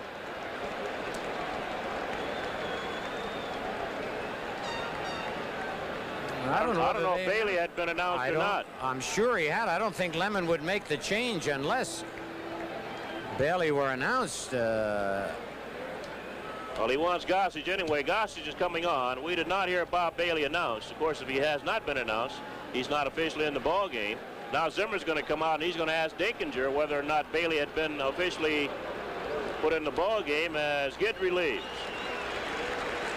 And Dinkinger, while Guidry's leaving, this conversation going on the third base side, Dinkinger told Zimmer that he had already waived Bailey in the ball game, so he's officially in the ball game. Well, there's George Steinbrenner applauding the man who's putting all that money in the bank for him, Ron Guidry. And the Yankee bench congratulating Guidry. He worked 6 1/3 innings, giving up 6 hits, walked only 1 man, and that was intentionally. Last inning, struck out 5 and has allowed 2 runs. So Guidry cannot be the losing pitcher. He's either the winning pitcher or no decision.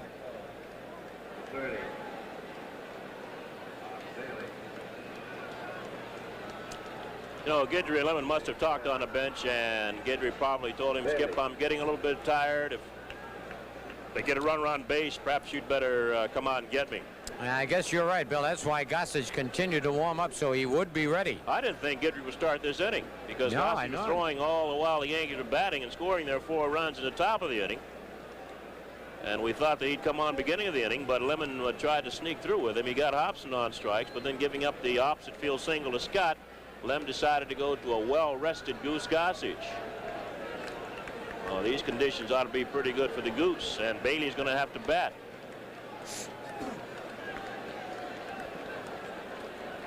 So Bob Bailey, who had been waved into the ball game officially by Don Dinkinger, now will bat for Jack Brohammer. Looks a little out of shape, doesn't he, Bill? Now, Beetle's been around a while. Yeah. I knew him when he was just 16. No, he's about 17, 18. Got a lot of money from the Pirates. Put it all in California real estate. That's why he's got that big... Big what? Well, big bank account. You got out of that? I'll get out of that one. Yeah. Out of play, it's 1-1.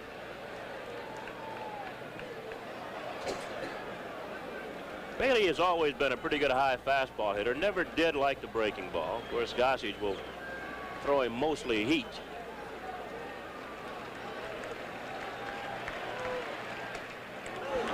That was a good heater. A ball and 2 strikes on Bailey. You saw George Scott at first base. There's 1 away. Yankees leading 4-2 with the Red Sox batting in the bottom half of the 7th inning. Gossage leads the American League in saves with 26. Called strike 3. Just caught him looking. Throws him right at home plate. 2 outs. I think Zim got finessed that time, Scooter. Had he kept Bailey back a little in the dugout, he might have been able to hit Brohammer against Gossage. Brohammer or that kid Hancock or some other left-hand batter. But he still could have sent Hancock up for Bailey, but he would have lost 2 men. Yep. Here's Burleson. He has struck out, bounced a third, doubled, and scored. Burleson is 1 for 3. Strike 1 on Burleson.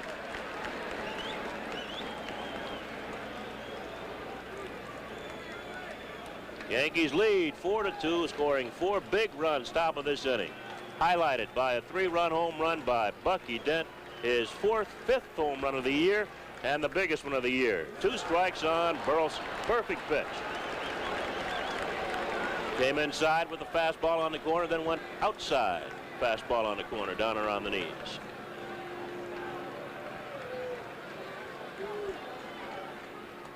Ball gets by Munson.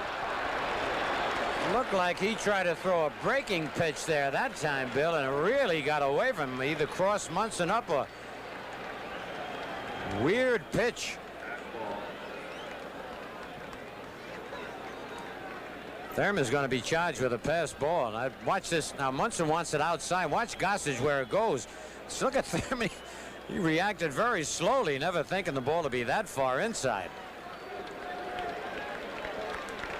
Well, it's a ball and 2 strikes on Burleson. Bucky Dent charging. He's got time. Sides retired.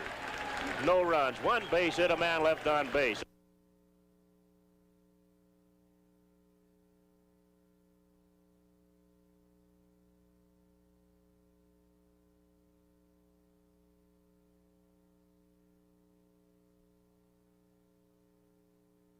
The Boston Red Sox, Frank Duffy, comes on to play third base for Jack Brohammer.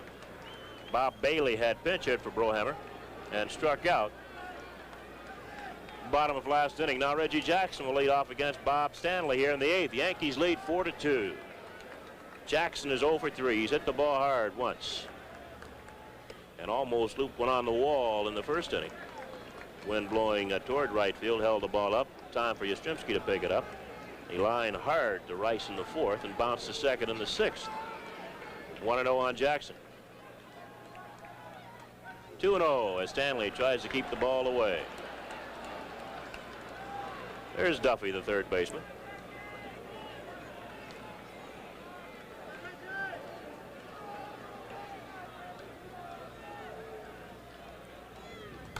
That's out of play. 2 balls and a strike on Jackson.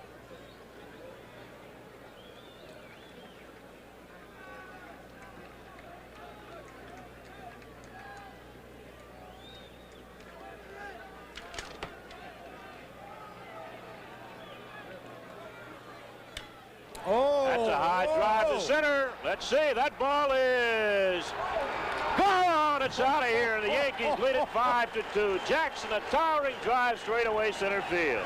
Holy cow, did he hit that?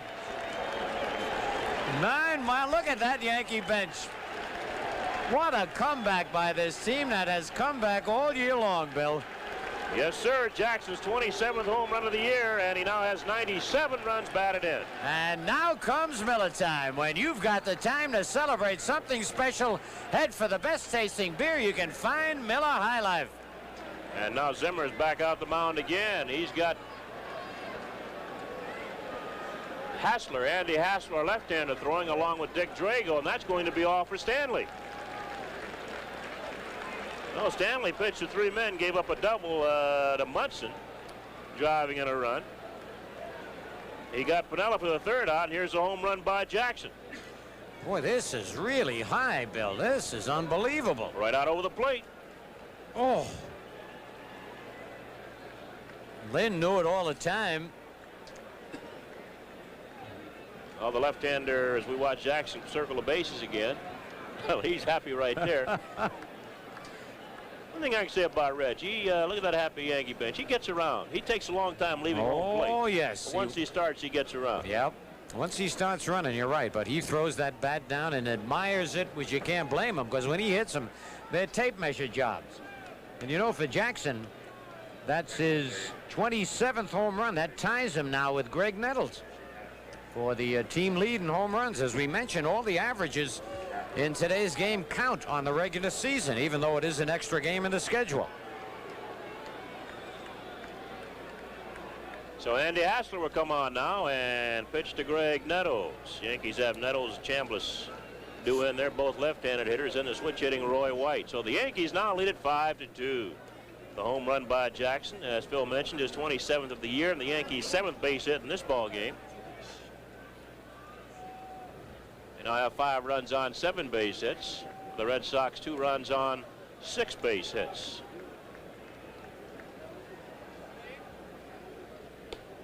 Hassler has done well against the Yankees.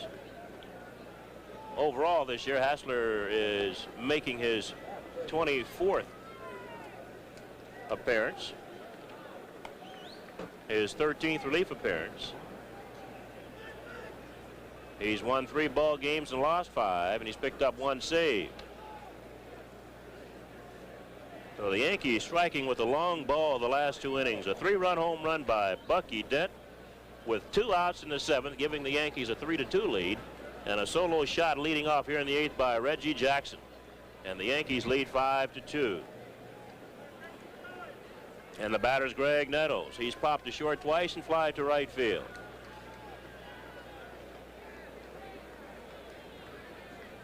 Nettles with 27 home runs, 93 runs batted in.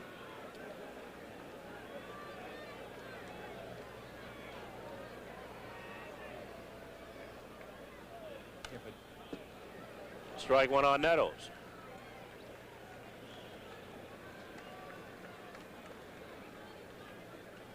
For the Red Sox, bottom of this inning, it'll be Jerry Remy, Jim Rice, and Carl Yastrzemski against Rich Gossage.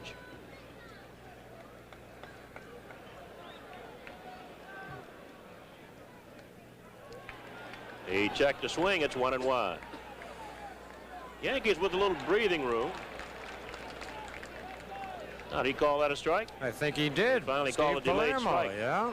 They didn't ask right away.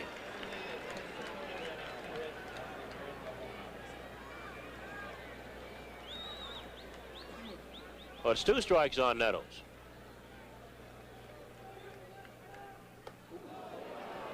One and 2.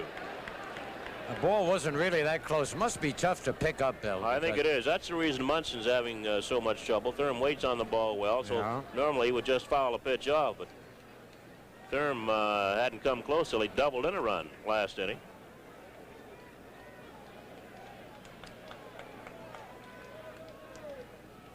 Two and 2 on Nettles.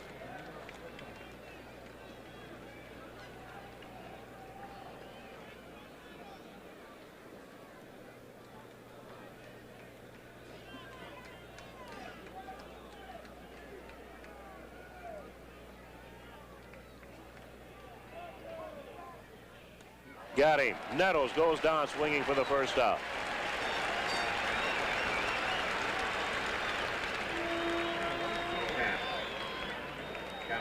That'll bring on Chris Chambliss, the first baseman. He's lined to first, forced a runner, and singled to left and scored. He started the Yankees on their 4-run 7th inning. After Nettles had flied out, he singled sharply to left field. Went to second base on a single by White after Spencer flied out, batting for Doyle.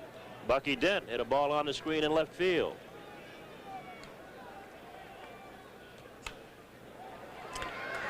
Remy comes up and in time.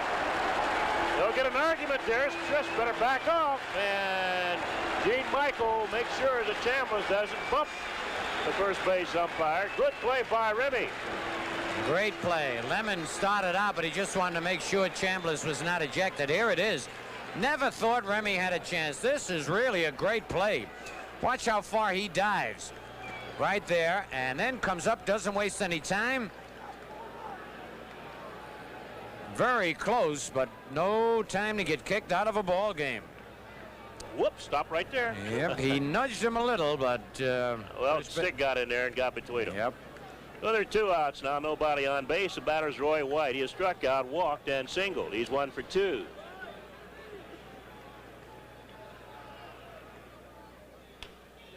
Remy at second base has another chance. He's got plenty of time here. And the side is retired. Yankees score a run on Reggie Jackson's 27th home run of the year. And at the end of 7 1/2, the Yankees 5, the Red Sox 2.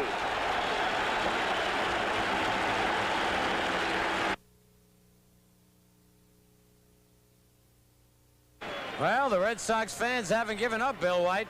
They're trying to cheer their champions on. Yankees with a 3-run lead.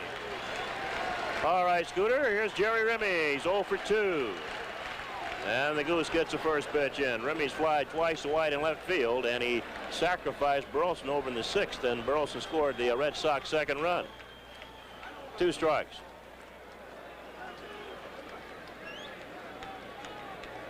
Gossage coming on last inning, striking out Bob Bailey and getting Burleson on a bounce out in relief of Ron Guidry. Still 2 strikes on Remy.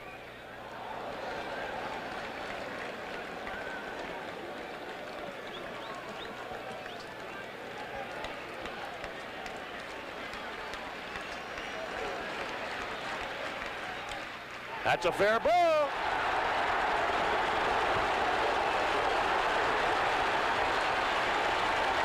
And Remy is double leading off the 8th inning for the Red Sox.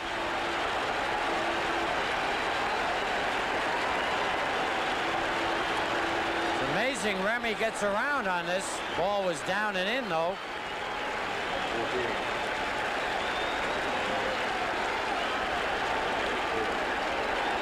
Remy leads off with a double here in the 8th inning. The batter's Jim Rice, the right fielder. Rice has struck out. He's bounced out and singled in a run. So he's 1 for 3. 2 low ball, 1. Rice batting .316 now. He has 46 home runs and 139 runs batted in. And it's 1-1.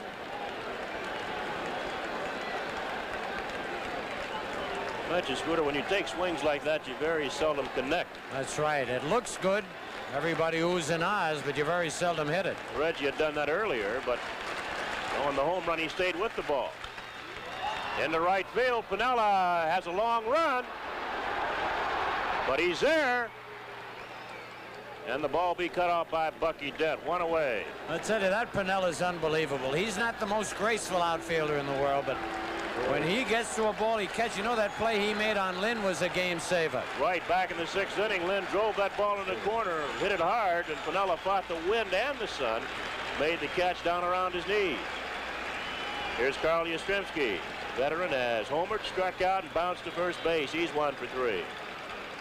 Yaz got the Red Sox off and running in the 2nd inning with a solo home run, his 17th of the year. That gave him a 1-0 lead.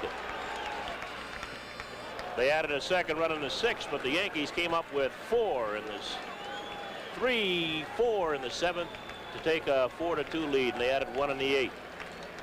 Top of this inning. And that's a big run right now, Bill. 2-0 on Yastrzemski. Of course, you got to make Yaz swing the bat.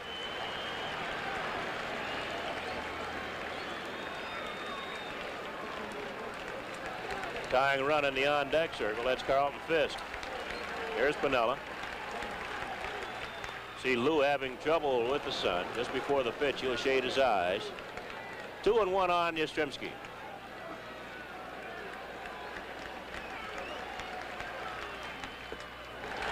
Three and 1.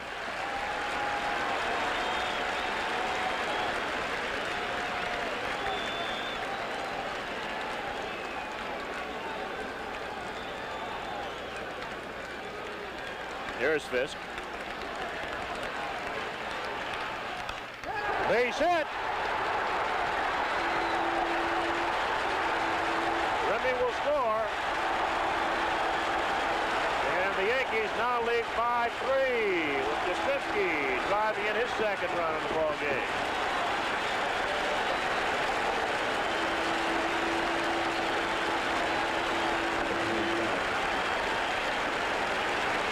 I tell you, he has an amazing average, Bill, in playoff games and World Series games. Yastrzemski always coming through in the clutch. Now, there he is at first base with one away. A few words with Chris Chambliss, the batter's Carlton Fisk. Fisk has flied to left field, flied to center, and he's been intentionally passed. He's 0 for 2.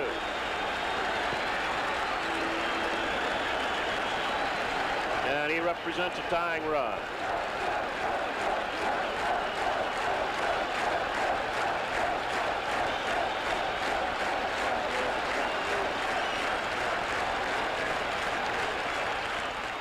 Too low, ball 1. You mentioned these fans not giving up, Scooter. They're making a lot of noise here in Boston. Yep.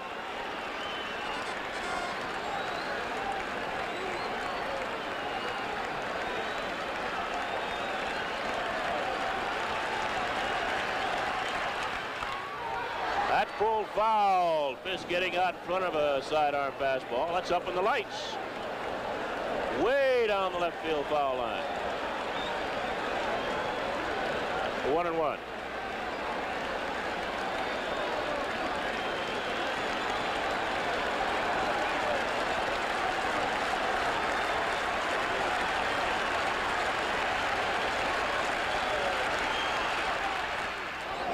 One ball, 2 strikes. Gossage now just rearing back and throwing that fastball.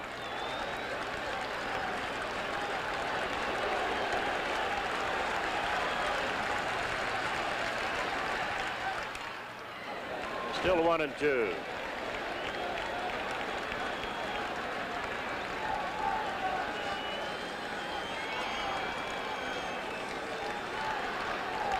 Ron Guidry went the first 6 and a third innings, gave up 2 runs on 6 base hits.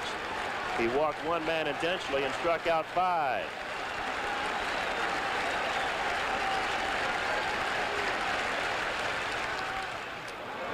Breaking ball's fouled off. Ball just hung up there. Yeah, but if it's a little sharper, he'd have struck him out because Fisk is looking for nothing but fastballs right now.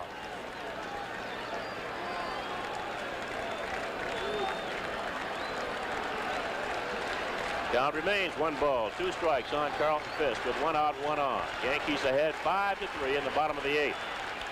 That's out of play.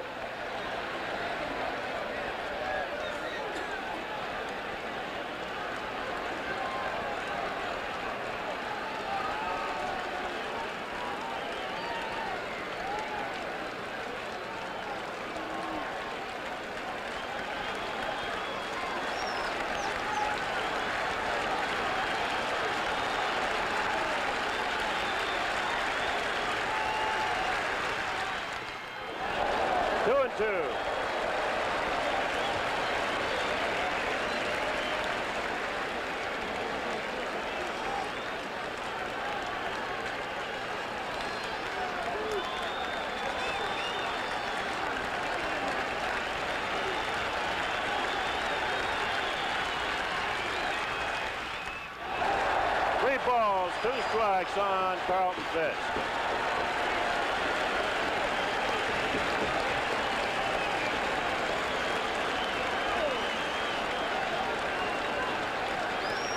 There's 1 away, and Yastrzemski's at first base. See how the Red Sox play it.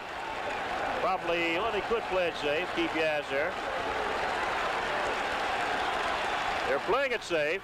Fouled outside third.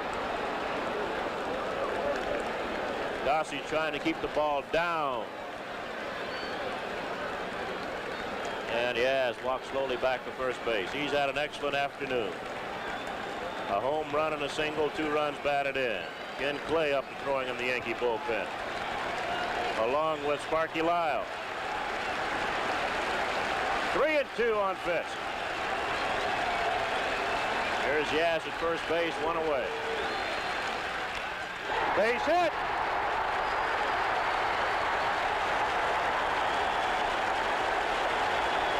Sox runners first and second, now with one away.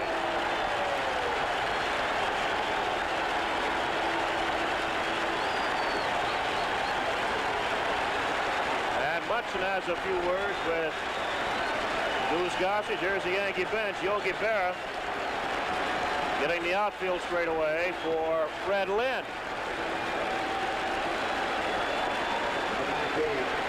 Here's where if you pitch a Scooter, you got to reach down and get a little bit extra. Oh, you got it right here. Lynn is wide to center field, bounced to first, and Piniella made a good catch on his drive back in the 6th inning.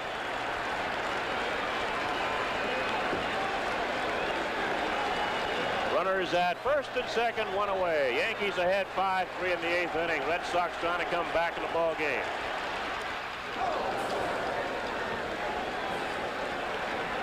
Strike one.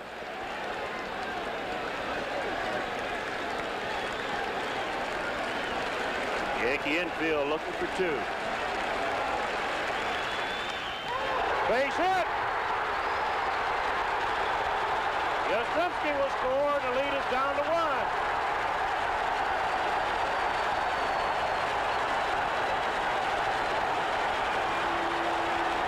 Fred Lynn drives in a run. That's the 3rd straight base hit off Goose Gossage. And here it is again. Lynn going the other way, waited on the ball well. Yastrzemski scoring easily. Bob Lemon now going out to the mound. I'm sure he's not going to take Gossage out with 2 right-hand batters coming up, Hobson and Scott, but wants to know what the story is. He's not getting that fastball by those hitters. Oh, the Red Sox coming right back here in the 8th inning, scoring 2 runs. Have narrowed the gap to just 1 now. The Yankees lead 5-4, and the batter's Butch Hobson. He's bounced to third, singled, and struck out. Hobson is 1 for 3. Runners at first and second, 1 away.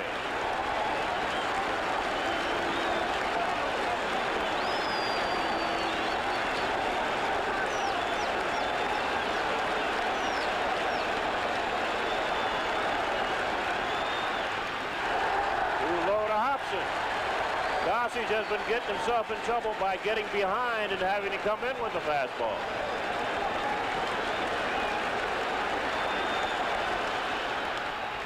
And to right field, Piniella, glasses down. Almost dropped that ball. Got it on the heel of the glove. There are 2 outs.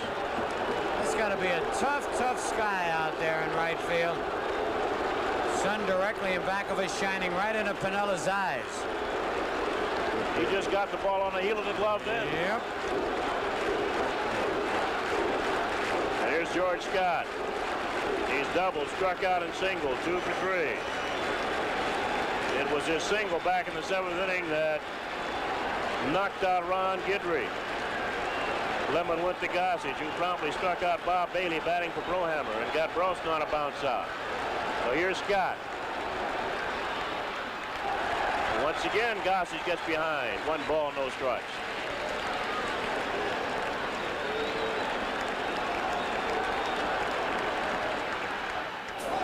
And it's 1-1. Scott with a big sweeping swing. Where are you going, Scooter?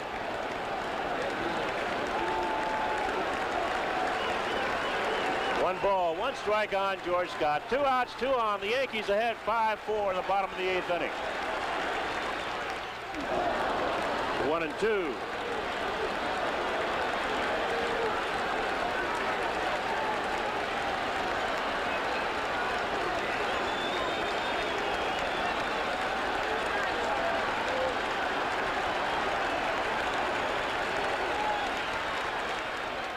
Got him! Scott goes down swinging, and the side is retired.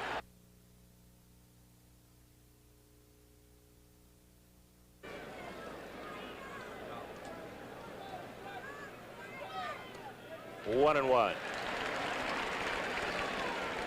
Here's Paul Blair. He'll be batting for Mickey Rivers.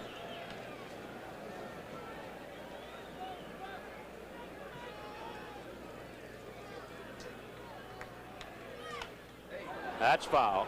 Bucky trying for a second home run. It's this one foul up on the roof down the left field line. 1-2.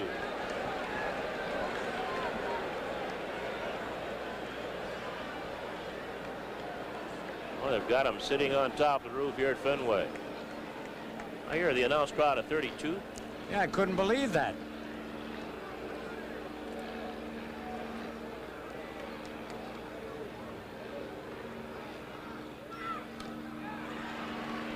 Still a ball and 2 strikes on Dent.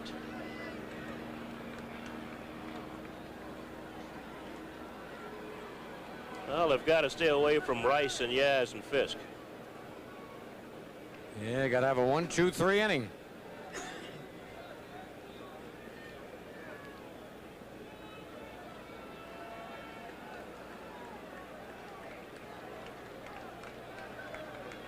Or pick up a couple of insurance runs here.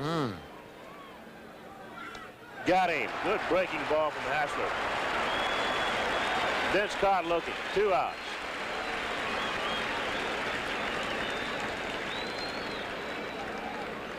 Here's Paul Blair batting for Mickey Rivers. 2. Paul Blair. He'll stay in the ballgame, of course, and go out center field. Blair.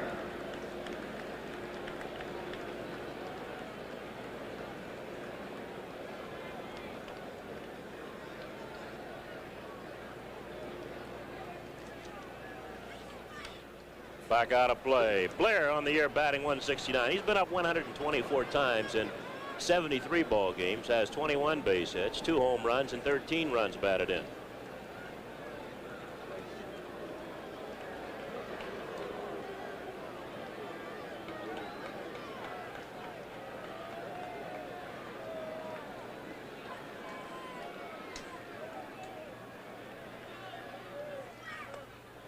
One and one.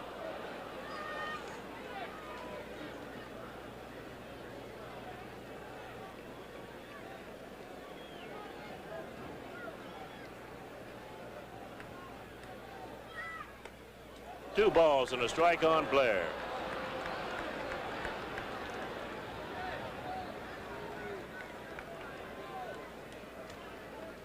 (1948) the last time the American League had a playoff. In fact, the only other time they've had a playoff. Cleveland Indians came in here and beat Boston.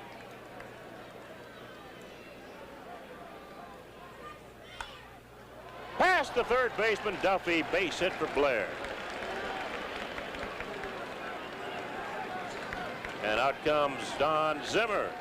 Munson's due on. Zimmer looks like he wants Drago to come on. He's already made the move. Right-hander Dick Drago will come on and pitch against Munson.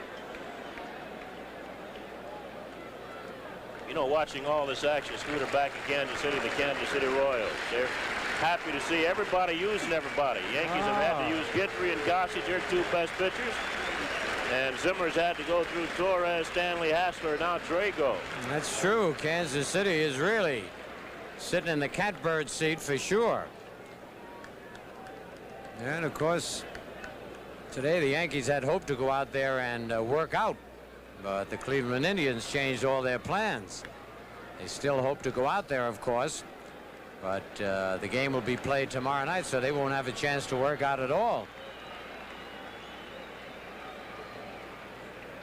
And don't forget, the Yankees hold this 1-run lead and win this ball game. Every game of the playoffs will be brought to you right here on WPIX 11 Alive. Remember, that'll also be on ABC, but you can hear the regular announcers like Bill White, Frank Messer, do the games right here on 11 Alive, because I'm not going to make it. This is just too much. I'm too old. I just had my birthday on Monday, and I don't know whether I can stand. You look better than I've ever seen you look. You're full of baloney. Better than I've ever seen you look. Got a nice birthday cake. You gave away Cora's slab. Bring that up again. Yankees are leading here 5-4. I know, but and you're happy. I'm happy, but the hair is getting grayer, the nails are getting shorter, and the stomach is churning. I got agita. You got what? Agita. That's an upset stomach in Italian. Oh. Drago coming on. Agita. He's making his 37th appearance, his 36th relief appearance. He's won 4 and lost 4, picked up 7 saves. Of course, he's the guy that hit Munson last time the Yankees were in here, Scooter. Got Munson just under the helmet. Yeah, that's true. And you know, it was a little unusual. Right after that, Drago was talking about what remarkable control he has, and that's why he likes to come in and pressure games, because he can throw strikes. And he's going to be facing Munson, as you mentioned.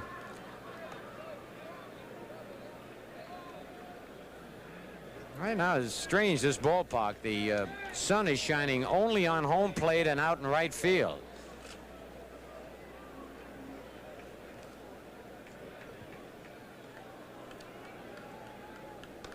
Well, Drago taking plenty of time getting loose. He's supposed to be limited to just 8 throws.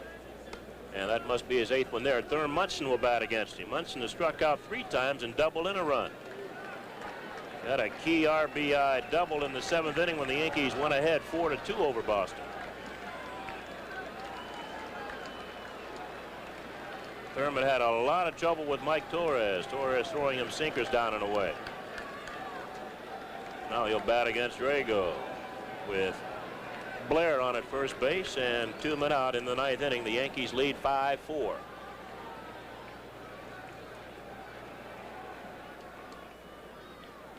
And Drago chases Blair back to first base.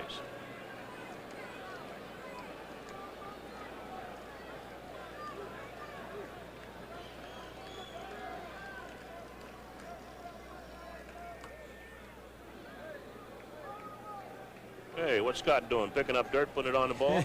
That's what he did. And giving the ball back to Drago. Say that Ellie used to do that for Whitey Ford? Yeah.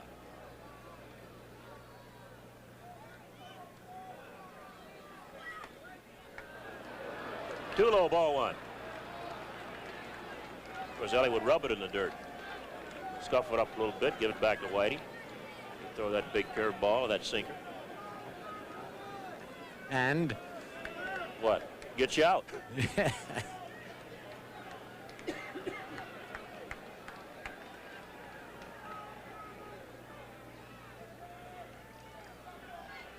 Two balls, no strikes to Munson. Drago comes on the pitch to Munson and gets immediately behind 2-0.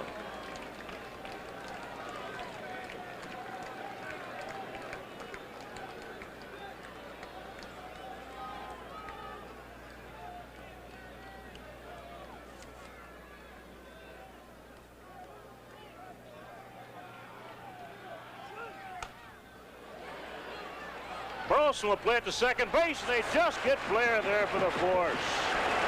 And the side is retired. No runs, a base hit, 1 man left through 8.5. The Yankees 5, the Red Sox 4.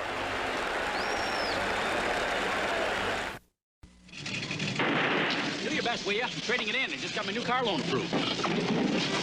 Looks like it took them 20 years to approve your loan. I got mine in 24 hours. Where? Manufacturer's Hanover. Hey, that's where I got my car loan. You got checking and savings with them? Yeah. Then you got a lower rate on your loan. Follow that bumper. I better get my new car in a hurry. No rush. Our bank gives you 90 days to shop around. Abandon ship. At Manufacturers Hanover, we want you to have that auto loan as much as you do.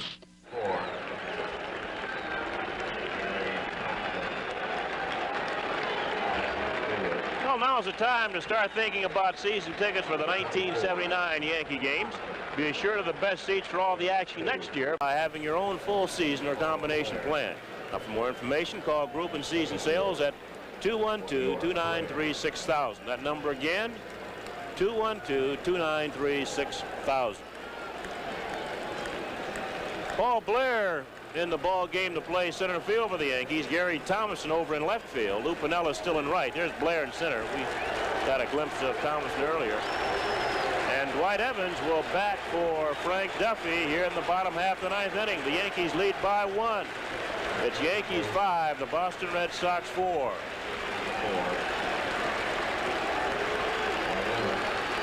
Red Sox took a 1-0 lead in the second inning. They had a 2-0 lead after 6. Yankees scored 4 big ones in the 7th. 3-run home run by Bucky Dent, responsible for 3 of those runs. Had an insurance run in the 8th, a home run by Reggie Jackson in the center field. Red Sox came back with 2 in the bottom of the 8th, and the Yankees lead 5-4. Here's Dwight Evans.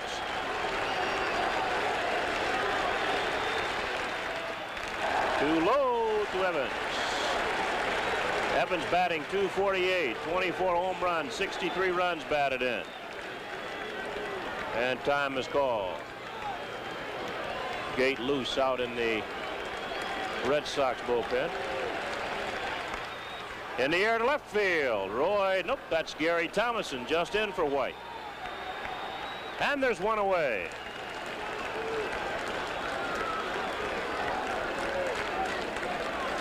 Number 7. Well, Evans tried to pull one out of here and hit it in the air to left field for the first out. And here's Rick Burleson, the shortstop. 5 home runs, 49 runs batted in, 1 for 4 this afternoon. Low again. Goose has got to start getting ahead of some batters.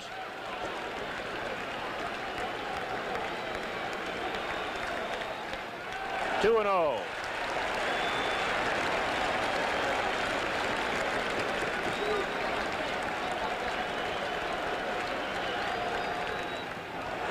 Three balls, no strikes.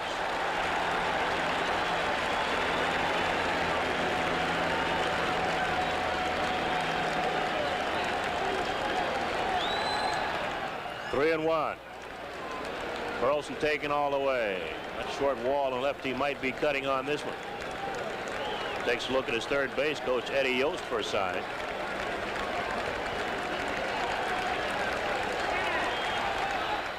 Ball 4.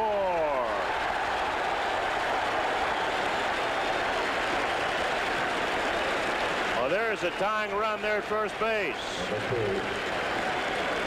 1 out, Jerry Remy's the batter.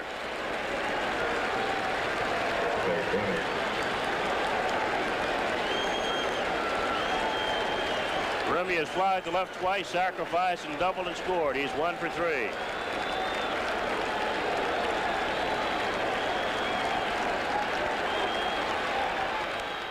Out of play off the left side. No chance for Nettles, although he goes way in the corner. Back in the seat. Strike 1 on Remy.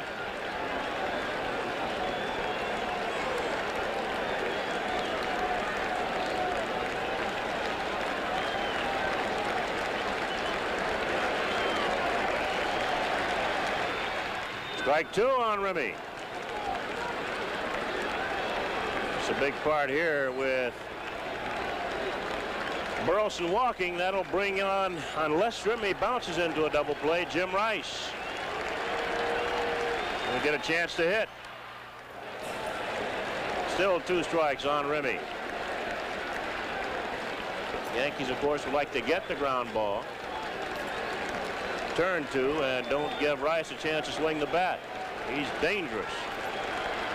46 home runs, 139 runs batted in. Piniella can't see the ball. And they hold the runner at second base. Lou could not see the ball. Fortunately, Foreman's hit right at him. And he got it on the first hop.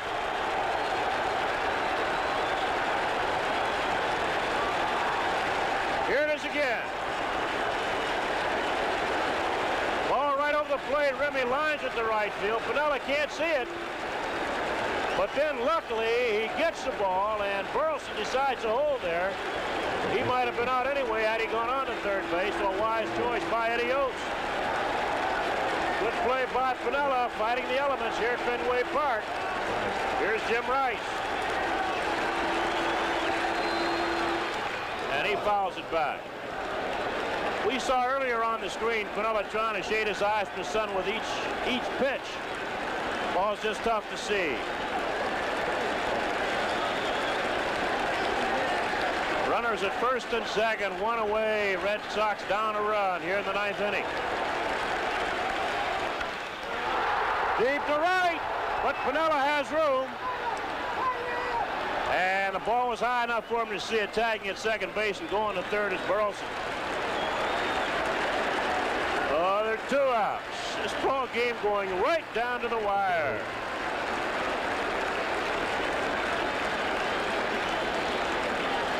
Bob Lemon coming out as the batter is Carl Yastrzemski.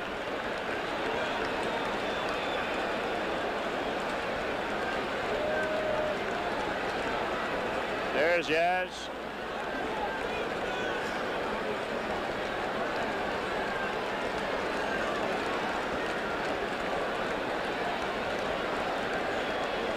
Runners at first and third, 2 outs for the veteran outfielder, first baseman.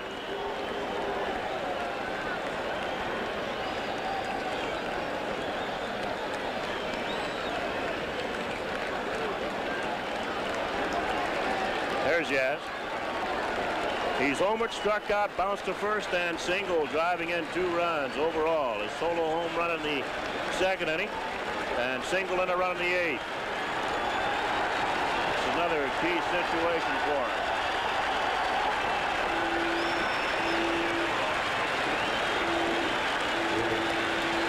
And that's a tough win on Rio's sun out in right field. Piniella can't see anything at all out there.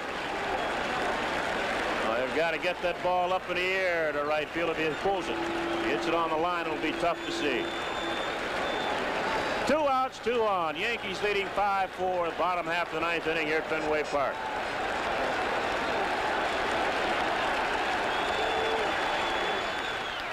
Too low, ball 1.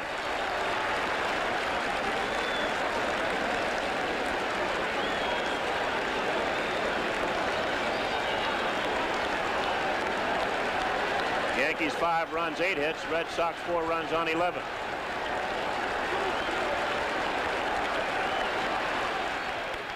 Popped up. That might be it. Nettles over at third base. He'll squeeze it and it's over. Yastrzemski fouls out the Yankee third baseman Greg Nettles. And look at those Yankees. They have come here in Boston and they have beaten the Red Sox again. Everybody's happy. The final score, the Yankees 5, the Red Sox 4, and the Yankees win the 1978 American League Eastern Pennant. Wow. The Yankees going down to the wire here. They were down 2-0 and picked up 4 big runs in the top of the 7th as Bucky Dennett a 3-run home run to give the Yankees a 3-2 lead. Then Mickey Rivers walked and scored on a double by Thurman Munson. That made it 4-2 Yankees. Yankees got an extra run in the 8th inning when Reggie Jackson hit his 27th home run of the year.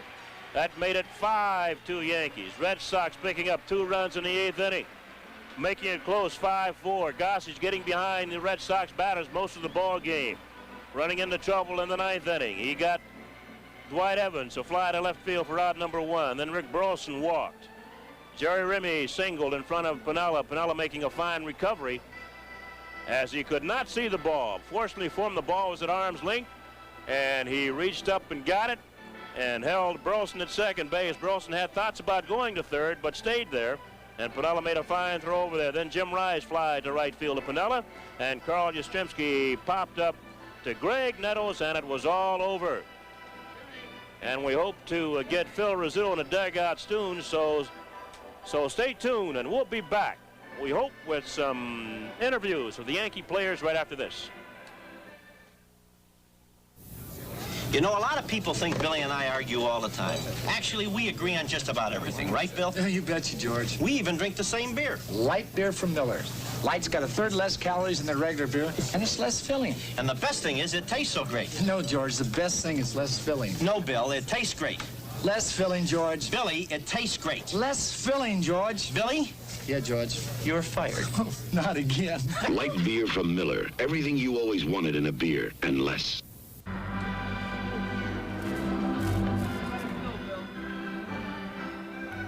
Well, it's all over here. The fans still here. They gave their club, the Red Sox, an ovation as they left. Of course, they're certainly saddened by the loss here. The Yankees and the Red Sox fighting all the way down to the wire. At one point in July, the Yankees 14 games back, caught the Red Sox here, winning 4 in a row.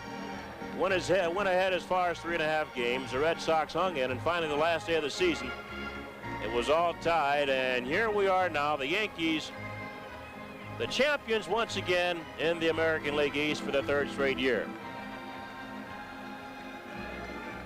And don't forget that the Yankees and PIX will send the playoffs to you, and we'll be on the air tomorrow from Kansas City. Right now, let's go down to the field to Phil Rizzuto. Bucky Dent, you know, it had to be one of the most dramatic home runs ever hit in any game, and for a season to come down where 2 teams won 99 games, you normally win the pennant.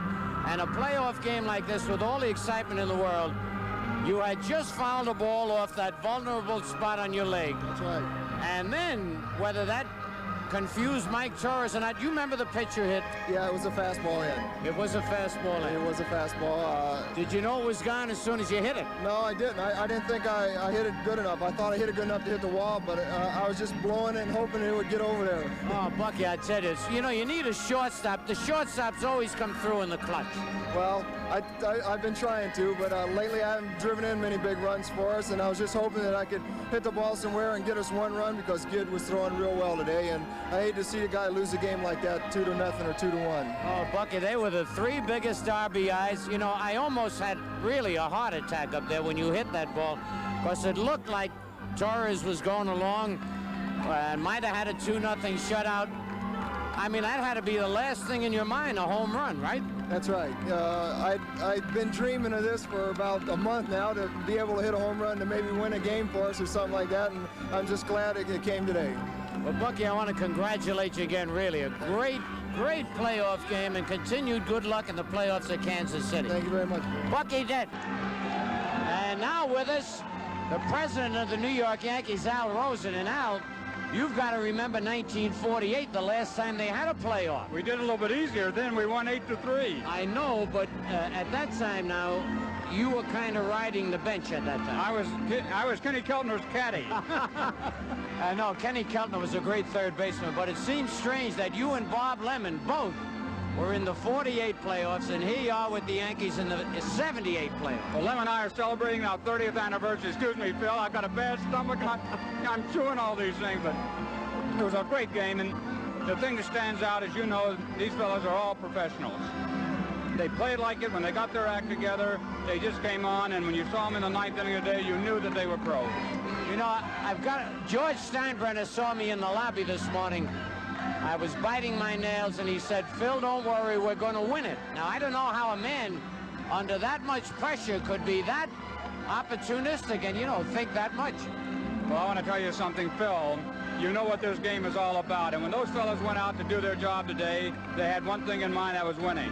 When you see a young man like Bucky Dent come through in the clutch when he hasn't been hitting well, you've got to understand that Bucky has all the professionalism in the world in him. He reminds me a great deal of Phil Rizzuto. Al Rosen, the president of the Yankees, and let's send it back up to Bill White. All right, Scooter, a couple of happy Yankees. Bucky Dent hit the 3-run home run that gave the Yankees a 3-2 lead in that 7th inning, and Al Rosen, who in his first year as president of the Yankees, of course, is very, very happy here. The Yankees have just won their 100th ball game. They've lost 63. The Red Sox have just lost their 64th. They've won 99, and the Yankees, of course, won it by a game here in the American League East.